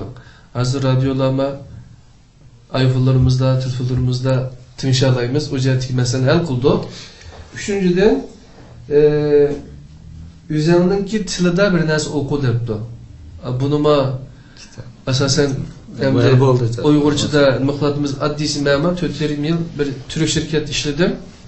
Üzerinde yani Uygur olan bilen ama Türklerle işçiliğinin bilen, Türkler bilen cek paranlaşmayma. Üzerine micazın biraz tola olada çak kılışıp mandav için uçuk micaz emmesil. Biraz eğir besik dep koyayım çok. Kadar micazın var. Canım da oylamayım ha. Abi o zaman da internette Uygur Akademisi'ne torbet yiyemeden kurtulmaktan mezgin emez mi? Ben şu makale toplayayım da bir yerimden işinde 3 minuttan makale topladım mı aylara binasıp getişiyor. Köyümde kılgan işim şu Uygur torbiyetinden matılar yürüp makale yığışta. Şu çağında o cihetteki ben nimemni hal kıldım. Hem Uygur tili olan iştiyakım nimemi şunda üstüde hem de. Çünkü bir makalını tallaşı okuysa biraz şu. Bu pek mühim hem de çok. Burun tüvenken tukta anlattı. Ya arada uzun oldu kitap okumadık. Pişatın arasında işletken sıra Mesela tarih romanlarını dat bolsa da hamda. üniversite vaxtlarımızda yapıp ötgəndən keyin. Mesela 2000 yıldan keyin ben tarih romanlarını asla okumadım hem de. Çünkü ben deyəndə çok bir kemçilik keçirirlər. Şuna olsa ben eminim yani iş seriyanı hayatımız suda iş oldu. Ama Kur'an-ı Kerim'de başka kitaplarını okuduk hem de çok. O cihetlerde. Çok özümüzdeki tildeki kitaplarını okuş gerekken, torbetlerini okuşumuz gerek, torbetlerden paylaşmamız gerek. Ondan başka özümüzdeki ana tilini sözleydiği mahallelerini, mesela vatanını şuna ama şeylerini ziyaret kılış gerek deptem de çok. Mesela bir yerde biz başkanlığa var ve şuna ama yani başka faaliyetlerini kılıyoruz. Bu şunda bir 5 türlük mesela oturup yaptı. Yani ondan başka mesela yüzümüzdeki balları ana tilimizde yetkiliş için mesela bizdeki Uygur şirketlerine ait yaxşı müxatıptı bu ilan ulanınki ilanı kıladık bu kalmışsın bana kalem çıktı bu kalemlerini bunu kısa işideki derslerini Uygurca okup erkılıp çok yaxşılığını kıpırdık yani sizin balanga bunu çok soğuk kılışımız gerek. Mağmur soğuk kanten bunu soğuk kılamayım ben. Şuna olsun bende tavsiyeler var. Buldu. Onun için başka mesela Abdülhamid'in nakşları var. Adetli nakşı desem şunu anlayayım adet şu. Gayet yaxşı pasaratı tillavalarını okuyan. Ondan başka neler var mı? Yakında avaz eserler çıkıp atıda hoşuna mı ya? Kutatlı birlikte ait abdan. Tenşi sanma şundan huzurumda ben de mi şu? Spora kanten anlap bulamadım. İnşallah ait yaxşı kendisi anlap olduğunuzu değil mi? Ablat yaptığım nelik vakti anlap olduğum ki çıkıp şunda dersler tavsiye kılışımız gerek. Şuna okşaş usulla olan ana tilimizde yaşaş hem bunu perzentlerimizge miras kaldırış için bu şekilde usullarını kullansak bunu dep oylayman. Başkasılarını hoşumuz kıldığı işler yaplar olsa. Valla küçük ballara nispeten biz küçük vaktimizde ya mumlarımız oldu ya boğularımız asas cihetten ya Çin Tömür Batır'ın hikayesini, meselelerini anlattı. Biz uçağda aslında özümüz bilip bilmeye bir xil hissi dünyamızda bir xil baylık payda olgan hissiyatımız kam dairede. Tefekkür bir narsani his qilish jihatdan cho'chaklar aytgandek bu bir xiyol dunyoning nihoyat kamroq bo'lib ketgan. Hamda hozirgi davrda burun masalan kichik bolalar o'ynaydigan bir narsalarimiz talada asosan o'ynab yurdik. Hozir kichik bolalar uydan uyga kirsak qo'limizni qo'l telefonida ya aqlli telefonimizni elib oladi. Ya bo'lmasa kompyuterda o'ziniki karton filmlarni ko'radi. Ular faqat nima Onunki xiyal dünyası bağlansır kiçikler başka siz bergen narsaga asosan o'yan shu tarafga yuzinib qoladigan. Masalan psixologiya jihatdan masalan o'tgan kun Facebookda bir ko'rdim, davomli televizor ko'rib, boshqa masalan bir narsani ko'rgan bolalarniki xiyal dunyosi sizgan rasmlar bilan hech qanday televizor o'yincha o karton filmlarni ko'rmagan bolalarniki xiyal dunyosiga tasavvur nimalarni o'xshamaydigan to'g'risi ikki parcha rasmni chiqaribdi, haqiqatan farq qildi. Men ko'rmagan azroq masalan men odatda hozirda masalan kirsam ba'zi qizim bir narsa deydi ya menda bir narsa bu deydi ya bir yerga borli bog'chada o'ynab kelib bu deydi. Shundan menda undash balam qog'ozni berma siz deyman. Rasmni sizib aka deyman. Nima deysiz? Yani dadam yetgan kun qachonliq tug'ilgan kunim bo'ldi dedi. Nima qilsiz desam, "Men jiq sovg'atlar keldi. Ya sovg'at olib birting" dedi.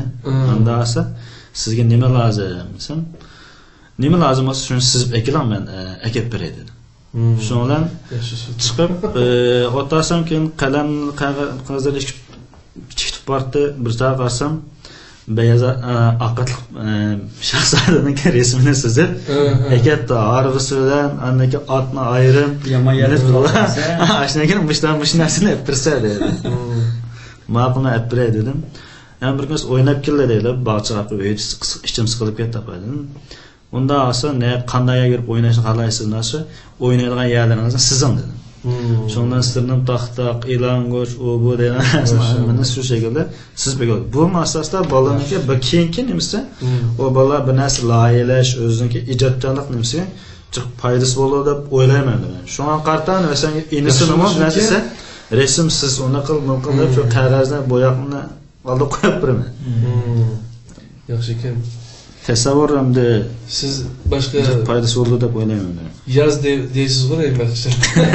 Men unda demayman. Chiqib o'zimamda deymiz shu o'qishga. Hamimiz shu Ahmet Begim boğaşqa balalarım shu joyda bakchil tutmayman. Ish qilib kitob tutmaygan kuni yo'qchu. Ko'zi kirib olaman. Shunga men uyda shunday tikatsam bola degan xo'shib yayrab ketadi. Besim bo'lmaydi. Ko'zim kirib oldi qachon ketsan debchi. O'tgan Açığız kelmedi. hech qanday ochib kelmaydi. Men onu açılıp keldi. O'tgan Yaponiyaga borgan chog'dimi? Shuning bilan qachon mangsa dedi-da. Chorshanba desam, sen seshanba deganda uni chorshanba maqsan deydi. Shuning bilan nima deganda endi men uyda chog'da davomli shu uyni qilib besim qilgan ekan. Vallahi endi rahatimiz deb. Lekin yaxshi ham odat uchun, yeni bir usul hamda. Her ikisining netini yaxshi shunda olsinmi? Odatda bolalar pul olmayman-ku men. Odatda bekan-bekanga pul olmayman. Lekin qandoq degan chog'da, masalan, kichigini o'rganish alohida yaxshi-ku. Shunga sinf bo'yicha har qanday imtihonda birinchi bo'lsa 5 lira mukofoti bor, ikkinchi bo'lsa 3 lira mukofoti bor, uchinchi bo'lsa 1 lira mukofoti bor. İntihomimiz chiqdayman. Shunga hamda umuman dars yaxshi, lekin anondak 3-yil bo'lmagandan keyin shu uning boshida e'lon bo'lsin uchun birinchi bo'lsa uningga 10 lira, ikkinchi bo'lsa 5 lira, uchinchi bo'lsa 3 lira deb qilib qo'ydim, lekin noyat unim bo'lmoqchi. Bolalar pulga emasmi? O'ynaydi. Shunga pulni vosita men olaman deb tirishdigan gapga shunlar cho'ngning natijasi burunga qaragan alohidliklar, masalan 10 ning ichida bo'lgan bo'lsa hozir 5 ga o'tdi cho'ngimcha. Har ikkisi matematikada alohida yaxshi, matematikada har ikkisi birinchida endi. O imtihonim jiqoldi ekan-ku, Türk maktablarida orliqdan jiq imtihon oldi ekan. Shu hozir pul arilmaydi bolaning endi gapni rostini desam. Pul bermasakmi? Hozir u biz bergan pul emas, shu imtihonchi yaxshi berilib bizning olgan shu pul qazaydi hozir. Biz pul olmaymiz zaten. Aslında burası hatta yine şu pullarda yani bir de Üçüncü olsun 1 lira pul var şu. Şu pulunu alganda kaçta pul demeydi andı. Onu mu şu anlatıl meselesi gelmezsek hem de şu kaydosak mesela. Doğru bala terbiyeleştin Mehmet'te balamga çoğu oğlumu namazda kadar ügütemen depçi. Kanda bir televizyon programı zaten namaz ile tirilişteydi kanka. Şuna karışsam bir kitap varken kitabın ahırkı betide 40 tane yaprak varken de her günü 5 namazını okusa bir yaprakını işte buyaydı iken şunda bu 40 yaprağı ödereknin ki en ahırda hemiz buylap buldu ki 40 gün ötü diyen yapta onun ki bu bala namazda nime kıldı iken eğer şunu buyap ivetip etsenler biz sizge kitap soğuk kılımız cıkrak mukabbatlarımız da ayna gönderip ki böyle usul koyulur. Ben şu balamı açtı dedim de 40 gün Sizin pul vermem balanızga hem de. Ama 40 köy verdim şu sefer 30 köy verdim ya. Ayna pul verdim şundan balam onu dikin aslasda namazda özü kündüğün boldu. Eğer biz bu usulda mesela Uygurca bir kitap verip şundan ya. Ama şu 32 harf koy. 32 harfini to'liq o'rganib bo'lsam, yoki bo'lmasa o'rganib olmasam, ma nimani kitobni o'qisam, shunami ya? Deb majiyatlar tatbiq qilsak inshaalloh mukofot yaxshi ish qilsa mukofotlab taqdirlash, nimasi xato qilsang jazosi shuni usul qo'llansa, buning unumi jiq bo'ldi ekan. Yana bilsa lekin kichik bolalarniki o'yan bilan dars nimasini tanishim muvofiq tanishmasa, keyin kichik bola bek besim bola davomli darslanmasa keyin nimadan darsdan kitobdan nafratlangan nabi havas qilgan. Chunki men buni o'zim beshimda o'tdi meniki. Qizimni dastlabki bergan maktabda yeslida ularga 6 oy shu yerga bordi. Ammo qizim har kunsi men qachon maktabga boraman deb aldiraydi. Maktab berib, boshiga berib o'ynashga aldiraydi. U yerda men shu anaqa ko'pincha resim sizishni o'rgatadi. Masalan, bir narsani olsin, shu hamma narsaniki resmi bor, shuni bo'yab, shu shaklda narsaga shu shaklda o'rlashtirib aqliga. Ya adag'ashlar oladimda. Mening o'g'ilni undan keyin o'g'ilni boshqa bir yerga berdim. U shunday sal tasgaganiga ya masalan o'qituvchi dedimda. Buni bugun masalan changroq tutgan bo'lsam atisi ders kelmaydi bu dedi. Degandek menga maktabga olib boray deb onasi desa, bugun maktab bormayman deb yig'lab turib oladi. Jazo, to'g'ri jazo usuli. Baya o ikkinchi qator bergan yerda o'yan yo'q deyarlik. Degandan kechikda dars deyaniga u bola kichikdan uni keyin maktab desa beshoradan zerkishi avval shakllanadi ekan. Kichik bolalar hamda meniki qizim baga yerdan masalan o'rgangan narsa eng cho'ng bo'lgan narsa 6 oy nemisida Qur'on savodi chiqdi. 8 tane surun yadaldı ma'nisidan qo'shib. Aniken normal uydagi tamoqqa kelgan chog'dagi axloq, bu rahmat aytish bu narsani adabni o'rgandi. Ama senga oldin o'tgan kuni men senga dedimki men onunğa bir narsani qanday söydirish usulini o'rgatsak, o ta'siri boshqacha bo'ladi ekan. Bu jihatda bu usulni hamda yaxshi ko'rdirish uchun ba'zan bir narsani tavsiya qilsak, mukofot bersak, qiziq bo'lsak, o shaklda anakan bolalar taxminan qiziq o'rganadi. Shu men shuni his qildimki, Turkiyada shu ana tilini demakchi-da. Turkiyada jiq pul topganlar to'g'ri hadiya ashyolarni setib pul topganlar deb o'ylayman. Chunki Turkiyada biz Uyg'urlar o'xshamaydigan yerga doim haqqi hadiya berishni. Bak kichigidan tartib bolalar kunda 1 lira bir narsa oladidan hadiyani qilib şu bu hediye arqılı ko'ngilni tutib olgan uchun shu ana tilni o'rgatish jihatida uchun bu usulni qo'llansak vatanimizda inshaalloh bolalarimiz ana tilni unutib qolmaydigan, hatta xanzu tilini yaxshi o'rganib har qaysi jihat uchun o'zini ifodalaydigan bunday yaxshi bir kayfiyat shakllanishi mumkin. Şu timidan bek chatnab ketmaydi. Undan materialning nima shu shaklda o'rnak edi, masalan, yariplarni mana shu shaklda bo'yab chizilgan. Ana shu shaklda qilsa bu jiq foiz bo'ladi. Sen degan bu ikkita yaxshi keldi shu irqonchilik kitida. Buni qilsa bo'ladi. Men de bir narsa ko'rdim bu yerda. Mana shu qo'sh til to'g'riliq keldi. Agar deydi sen bir til bilan maqsad deydi. Resim çıkarttı belki. Nime resimken? Bir çaklık velosiped, 2 çaklık velosiped aldı çoğu, kendiki küçük, aynı birisiyle ikilisi okşaş çaklık velosipedken. Bu da değişti maksat nimeken dese, malum deptu. Eğer sen başkalarınki tili bilen mesela şu, tefekkür kısam neydi? Bir til bilen şu mesela şu. Başka tilden tefekkür kılsam mecburlanan tilim şu hem de. Yeniga biga menip bir yerge baranmaysan jiq bir sende ijodkorlik binasi paydo olmaydi debdi. Ama sen üzerine ana til bilen yine başka bir til ana til başka bir tilni qo'shimcha üzerine ana tilini yuğan çağırs ana til o'xshaydi. Bilen maqsan texmi keng bir yerge bara olaysan, o yerge tez maqsadga yeta olaysan degan bir resimken. Ondan keyin agar ikkili tilni o'xshash turda yapmangsan, texmo tampon holatda mangsa hayoting shunda ilgirlash bo'ladi degan resimken endi bu uchun. Shunga shu bizning hozir qilayotgan masalalar qo'shtillik masalasi yoki taqtil masalasi shularga majburlangan til masalasi jihatda to'xtalyapmiz. Bu jihatlardan dikkat kılmasak, balalarındaki psikolojisi olsun, meyli üzümüzdeki medeniyetimizdeki çırgını üçep kalması için balalar yetkisiz şartlar olsun. Bu menayette mühim bir mesele. Söhbetimiz kadar gitip vardı Sineçi. Nemede mesleğe koştuluk mağarip nemesi de Cumhur İctimai Fen Akademisi o değil mi? Jogo Pima. He, elki Xanzununki şu nemede mi? Eğer programda kompüterim müsait bolsa şunu bir okup vereyim. Benim nemede. Kompüterine.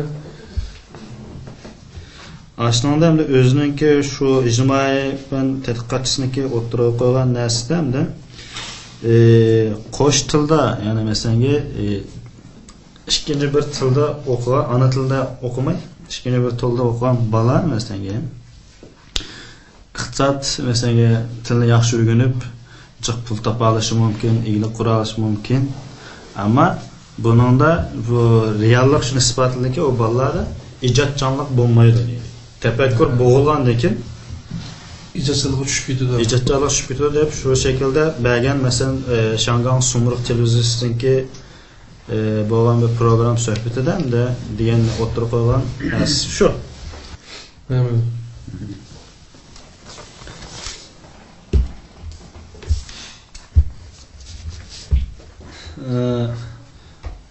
Qo'shtilik ma'rif nimasidan hamda Jungo Xalq Universiteti Jamiyatşünas Fakültesining müdiri Jo Shaojin 10-ayning 11-kunisi nimada 2013. Sumruq televiziyasiga suhbat programmasida qo'shtilik ma'rif haqida mundaq degan tadqiqotlar shuni isbotladiki, bolalarni kichikdan qo'sh tilda tarbiyalab, haqiqiy ixtisos egasi qilib yetishtirib chiqil bo'lmaydi. Qo'sh tilda tarbiyalansa, cho'ng bo'lganda yaxshi xizmat topa olishi, pul topa olishi mumkin, ammo ularda ijodchanlik o'ladi deydi. Shuna masalan hamda o'ylab baqsa bo'ladi. Hanzurlar narsa nimani tingib baqsin endi. Hanzur tilini qo'yib, xalqaralashgan til ingliz tili endi. Ashakilda bir ma'lum bir rayonni tadqiq baqsin qanday chiqadi ekan. Bu endi biz degan narsa emas, shu Hanzur bir tadqiqotchiniki o'zi o'tirib qolgan gap. O to'g'riliq bu dunyoda nurg'un tadqiqotlar va Erkin Siddiq, doktor Erkin Siddiqninki bu to'g'riliq ana til to'g'riliq yozgan hech bo'lmaganda 5-6 ta maqolasi bor-ku. Bundan yaxshi o'qish kerak. Undan keyin shu ko'ringan masalalarni hal qilishimiz kerak. Har qaysi davlatlarda saqlangan masalalar debdi, buni mubayatın bir qara deb o'tdik endi shu. Hamda suhbatimizning oxirgi nuqtasiga kelsak, Uyg'ur akademiyasi shunday bir masalani hal qilish uchun qanday bir to'plarni qo'shish imkoniyati bordi, bu to'g'riliq bir siz qanday bir narsa o'yladingiz? Tushunchangiz bormi? Amaliyotning shayrolig'idek Uyg'ur akademiyasi her yıllar her xil ilmiy faoliyatlarni uyushtirib kelyotdi. Mesela ötken yılı 10. aydama Uyg'ur akademiyasininki xalqarалық 5-ci qatımlıq ilmiy muhokama yig'ini o'tkazilgan bo'ldi.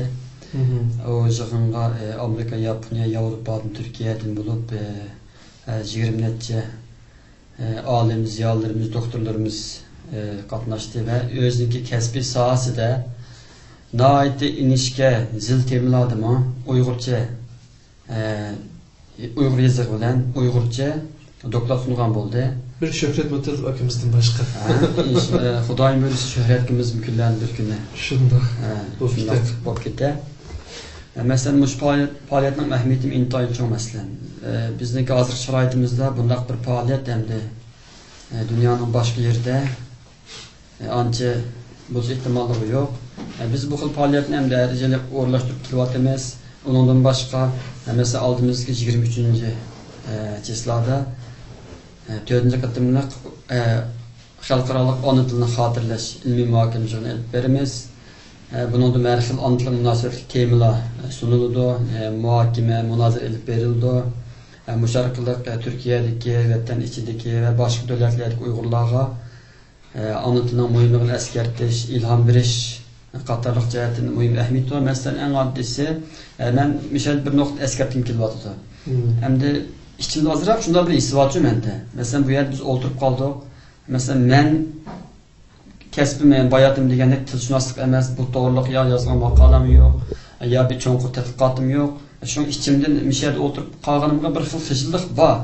Şunu bir eskertip koyayım ben. Gerçi hazır bu yerde oturup çoğun bir iş qıp biremsek mi? Şundak bir peytte anlatılan mühimliğini qayt emeylenge eskertiş, elbette özümüz gibi eskertiş. Bunu anlayan, köygen, barlıq qeyrindaşlar azraq olsun ilham beriş. Açlarının her bir günü de anlatılığını çoğunqur oylap, ehmiyet verip, bundaki anlatılığını qoğdaş üçün her bir kişinin özünün qo'ldan kelişi bir xizmat qilishiga bir türk bo'lish maqsadida mishat o'tirdim deb o'yladim men. O'shda o'yladim. Shunga hamda boshqacha agar gap so'zlarimizda nima deymiz toza muvofiq bo'lmagan saviyaga uygun kelmagan mana gap so'zlar bo'lgan bo'lsa, buni to'g'ri tushunishni umid qilaman. Uyg'ur akademiyasi to'g'ri gap qilayotgan azroq chetnab ketdi. Shunga o'xshash har xil faoliyatlar orqali Uyg'ur tilininki ya'ni ilmiy jihatdan nihoyatda sifatli yuqori seviyeli bir til ekanligini barliq Uyg'ur qarindoshlarga aniq ko'rsatib berish, ondan keyin to'rbetlar orqali har xil nodir maqollarni to'plash, bu orqali Uyg'ur tildagi maqollarning to'planib bundan keyin davomlashish uchun bir kuch qo'shish ve Uyg'ur akademiyasi degan bir jamiyatning bo'lish orqali atrofimizdagi barliq shunga ko'ngil bildirgan Uyg'urlarimizni bir yerga to'plab o'zaro munosabat qilish, bayat degandek bir ijtimoiy kayfiyat hosil qilish, Uyg'urcha paranglashish, Uyg'urcha unutib ketib turuvchi paranglashganlarni oramizga kirib, ularga qayta Uyg'urchani o'rgatish, asliga keltirish, mushahatdan hamda qo'limizdan kelishicha bir xizmatlarni qilyapmiz, lekin biz ham bir xolisan jamiyat bo'lganligimiz uchun imkonimiz, kuch-qudratimiz cheklik, barliq planlagan ishlarimizni ko'ngildagidek o'rlab bo'lolmaymiz. Lekin nurg'un g'oyalarimiz, orzularimiz bor.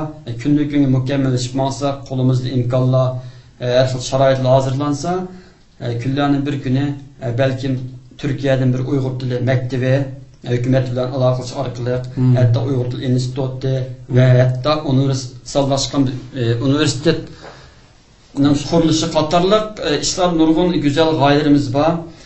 Yolg'iz yotmaki chang'i chiqmas, chang'i chiqsam dengi chiqmas deb bu yani bizniki kuchimiz bilan bu ish amalga oshmaydi. Shunga har bir o'zini Uyg'ur degan qarindoshlarningki mushishqa ko'ngil bilib, bizni har jihatdan moddiy, ma'naviy jihatdan qo'llab-quvvatlab berishini, ilhomlantirib berishini chin ko'ngildan umid qilaman. Rahmat. Allah razı olsun. Allah ko'p rahmat. Senin başka düşüncen bormi? Yo'q, men tushuncham olib o'xshaydi. Tamam. Meni shunday bir orzuyum bor. Inshaalloh men bu jiq tillarni o'rgandim ham bir qancha tilni shu. Shunga til bo'lgan nimam bek kuchli. Bo'lsa Uyg'ur akademiyasini hamda Uyg'ur akademiyasini shu dunyoda chet elda masalan shu Uyg'urcha o'rgansa, Uyg'ur akademiyasining ochgan kursida, maktabida yo'qsa, o'rgansa eng yaxshi o'rganiladigan da bir markalıqda shunday bir narsa akasak deb o'ylayman inshaalloh shu to'g'ri. Biz chiqim Uyg'urchani unutib ketmasligimiz, so'zlagan chog'da so'zimizga turkcha aralashmasa kerak, shundaqmi? Shunday. Bu shunda uni ahlar bir ishni ahli qilish kerak-da. Biz ham Uyg'ur shuna so'msaqma, Uyg'urcha til jihatdan-chi inshaalloh yaxshi doktorlarimiz kelyapti atrofimizga, masalan doktor Tursunjon, Mehmet Tursun Bilgin degandek-chi, ham boshqa odamlar bor atrofimizda-chi. Hozir ko'ngil bo'layotganlarni, Petvatqallar şuna hamda biz özümüz şularga berliqi magnetdek bir kuch nima qilsak o'zimiz bularni nisbatan to'g'ri hamda biz degandek biz kasb ahli emasdan hamda shu masalan men bu hamda shunday bir cho'ng vazifani ustimga o'ltiribdim men bu yerda amniyat uning kasb ahli emas faqatla mushimizda bir boshlab bir sharoit hozirlansa keyin mush ishni eng yaxshi qilganlar mush urug'i kelib bu ishni davom ettirib biz orzu qilgan Uyg'ur akademiyasi qurilib qolarmiki degan bir umid yani ishonch bilan mush ishni davom ettirmoqdamiz. Onu til bilgen kişinin izzetin kılgım kilor. Onu til bilgen kişinin izzetin kılgım kilor. Onu tilni ağzedin altın birip algım kilor. Onu tilni ağzedin altın birip algım kilor. Burun ana tilindeki moyumluğunu bazen qarindoshlarimiz cho'nqur tegidan yetib to'nib yetamagan bo'lishi mumkin. Shu sababdan da oilaga bundan keyingi avlodlarga qanday shu vaqtning o'zida yani ona tilini qanday o'rgatish to'g'risida ko'ngil bo'lmagachga hozirgi masalan 80-90-yillarda kelgan kishilarimizningki oilasida masalan bolalarningki ahvolini ko'rib yetyapmiz. Mushu olman da bizga nisbatan bir yo'l ko'rsatkich bo'ldi endi. Bundan keyin bizdan qilgan ishimiz qo'limizdan kelishicha bolalarimizni Uyg'ur qilib tarbiyalash, til jihatdan, örf-odat jihatdan özümüzning milliy mavjudiyatimizni saqlash uchun tirishchilik ko'rsatish kerak hamda. Arz va meylanning o'zimizga bo'yniga bir qarz hamda bu. Yaqında ben torbetlerine ait yaxshi bir şuarını ko'yadimdi şu, belki emelleşsin. Bu zamandaki ma'rifi Uyg'urlarda aile ma'rif bo'lish kerak deb bir narsa debdi. Buni tecelli edildi. Ajna ko'ydim bir tecelli debdi. Bek muhim gap. Ondan keyin Hüseyin ustazma o'ziniki nimasi deyotdi. Her haftada en az bir qitim bo'lsin, aile sohbeti bo'lsin. Bu yerda albatta Kur'an'dan mesela şu Uygurca Kur'an Kerim'deki her xil tefsirleri var ya. Hatta niminin merkezidikliğime Yahudilerin uçmayın saklaşması mühim bir sebepnin ki her bir ailede Tevrat'ın okuğanlığı atısından bununla başçı olup şu ailede şu Tevrat'ı okutup balaları üyütüdüğanlığı için anısının nahayeti yaxşı seviyede için her xil bilimlerge, dini bilimlerge ilişkilik için şunu tekitip ütüptü. Demişler bizdeki bu cihetten de demişler Allah subhanahu teala oku dedi, kalem bilen yaz dedi diyenlik şu. Bunda emirlerini bizge birlik şu okuşumuz gerek ailede vallahi bilen birge Kur'an okuydu, üyütüle, anlap, düşünüle, ondan kim başka eserlerini var daim okup halmonglap vallahi bilen şu hepsi bir olsun şu ailede aile sohbetin şu şunu takitleyimiz biz o bir mesele. Ondan kim telefonumuzda hemen telefon işittiler azıcık çokum Uygur kon yazıqda yazılan kılayla bununla güçeyle bugünkü sohbetimiz nəhayət yaxşı epberli vatqanda yeni qısaq nurgun yaxşı geplər batdı yaxşı fikirlər kilovatı şundan olsunma yine biz gepninki ne mığızlıq boğunu yaxşı biz şu bir saat bir yarım saat etrafında özümüz turmuşumuzda hayatımızda yeküldigen tecrübelerimiz şundan ya körüp yetken naqs yerlerimiz bu to'g'riq narsalarni o'tirib qo'ydik. Bunun özümüzün kallası bo'yicha yoki boshqalarning tajribalari bo'yicha ba'zi hal qilish choralarini aytdik. İnşallah bundan keyin shu deyilgan gaplardan o'zingizlarga bir foydali narsa bo'lsa qabul qilsanglar. Meyli vatanın sırtı olsun, meyli vatandakiler olsun. Özümüzün ana tilimizni qo'llab qilish ve bu neçe milyonluk tarihi bu tilimizdeki keyingi evlatlarga miras qilish uchun hem de ularninki ecdatlarımızdaki çırığını yuritish uchun texme şanlıq bir medeniyetten yaratışımız için faydası bo'lib qolar degan maqsadda bu tavsiyelerimizi sizlerge sunduk. Bizim bugünkü programımız bir şeyde ahırlaştı. Hemmelerge sağlam ten, sap akıl, güçlü iman ve en sap olan Uygur tili hemra olsun. Esselamu Aleyküm ve Rahmetullahi ve Berekatuhu. Rahmet sizlerge. Sizin köp rahmet.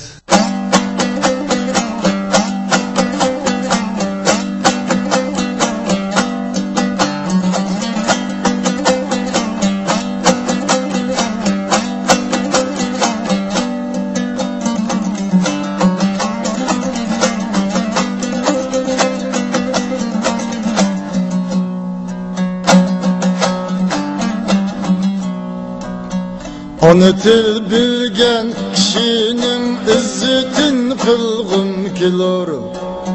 Ana til bilgen kişinin izzetin kılgım kilar.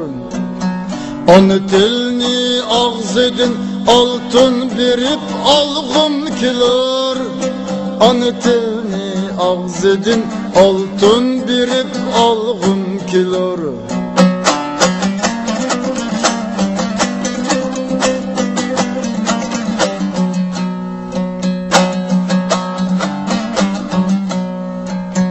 Bu ana til bolsa ger Amerika'yı Afrika'da.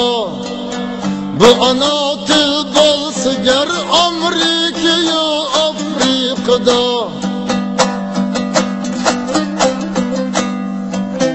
serpitip minglaçı tilla andımel barğım kilur. Serpitip minglaçı tilla andımel barğım kilur. Bu ana til bolsa ger Amerika'yu Afrika'da serpitip minglaçı tilla andımel barğım kilur.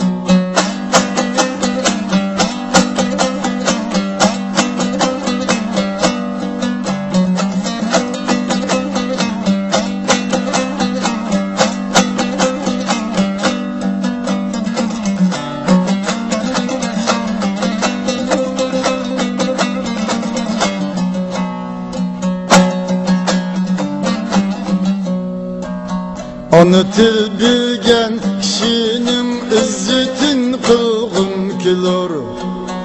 Onu til bilgen kişinin izzetin kılgın kilur. Onu tilni ağzıdın altın birip algım kilur.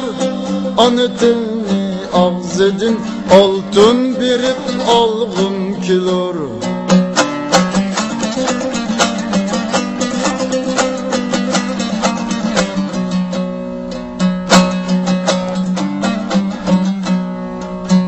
Ey ana til bizge sen qalğan ulug'lar din nishon. Ey ana til bizge sen qalğan ulug'lar din nishon. Sen bilen ruhi ziminde iftiharlanğım kilur. Sen bilen ruhi ziminde iftiharlanğım kilur. Ey ana til bizge sen qalğan ulug'lar din nishon. Sen bilen ruhi ziminde iftiharlanğım kilur. Sen bilen ruhi ziminde iftiharlanğım kilur.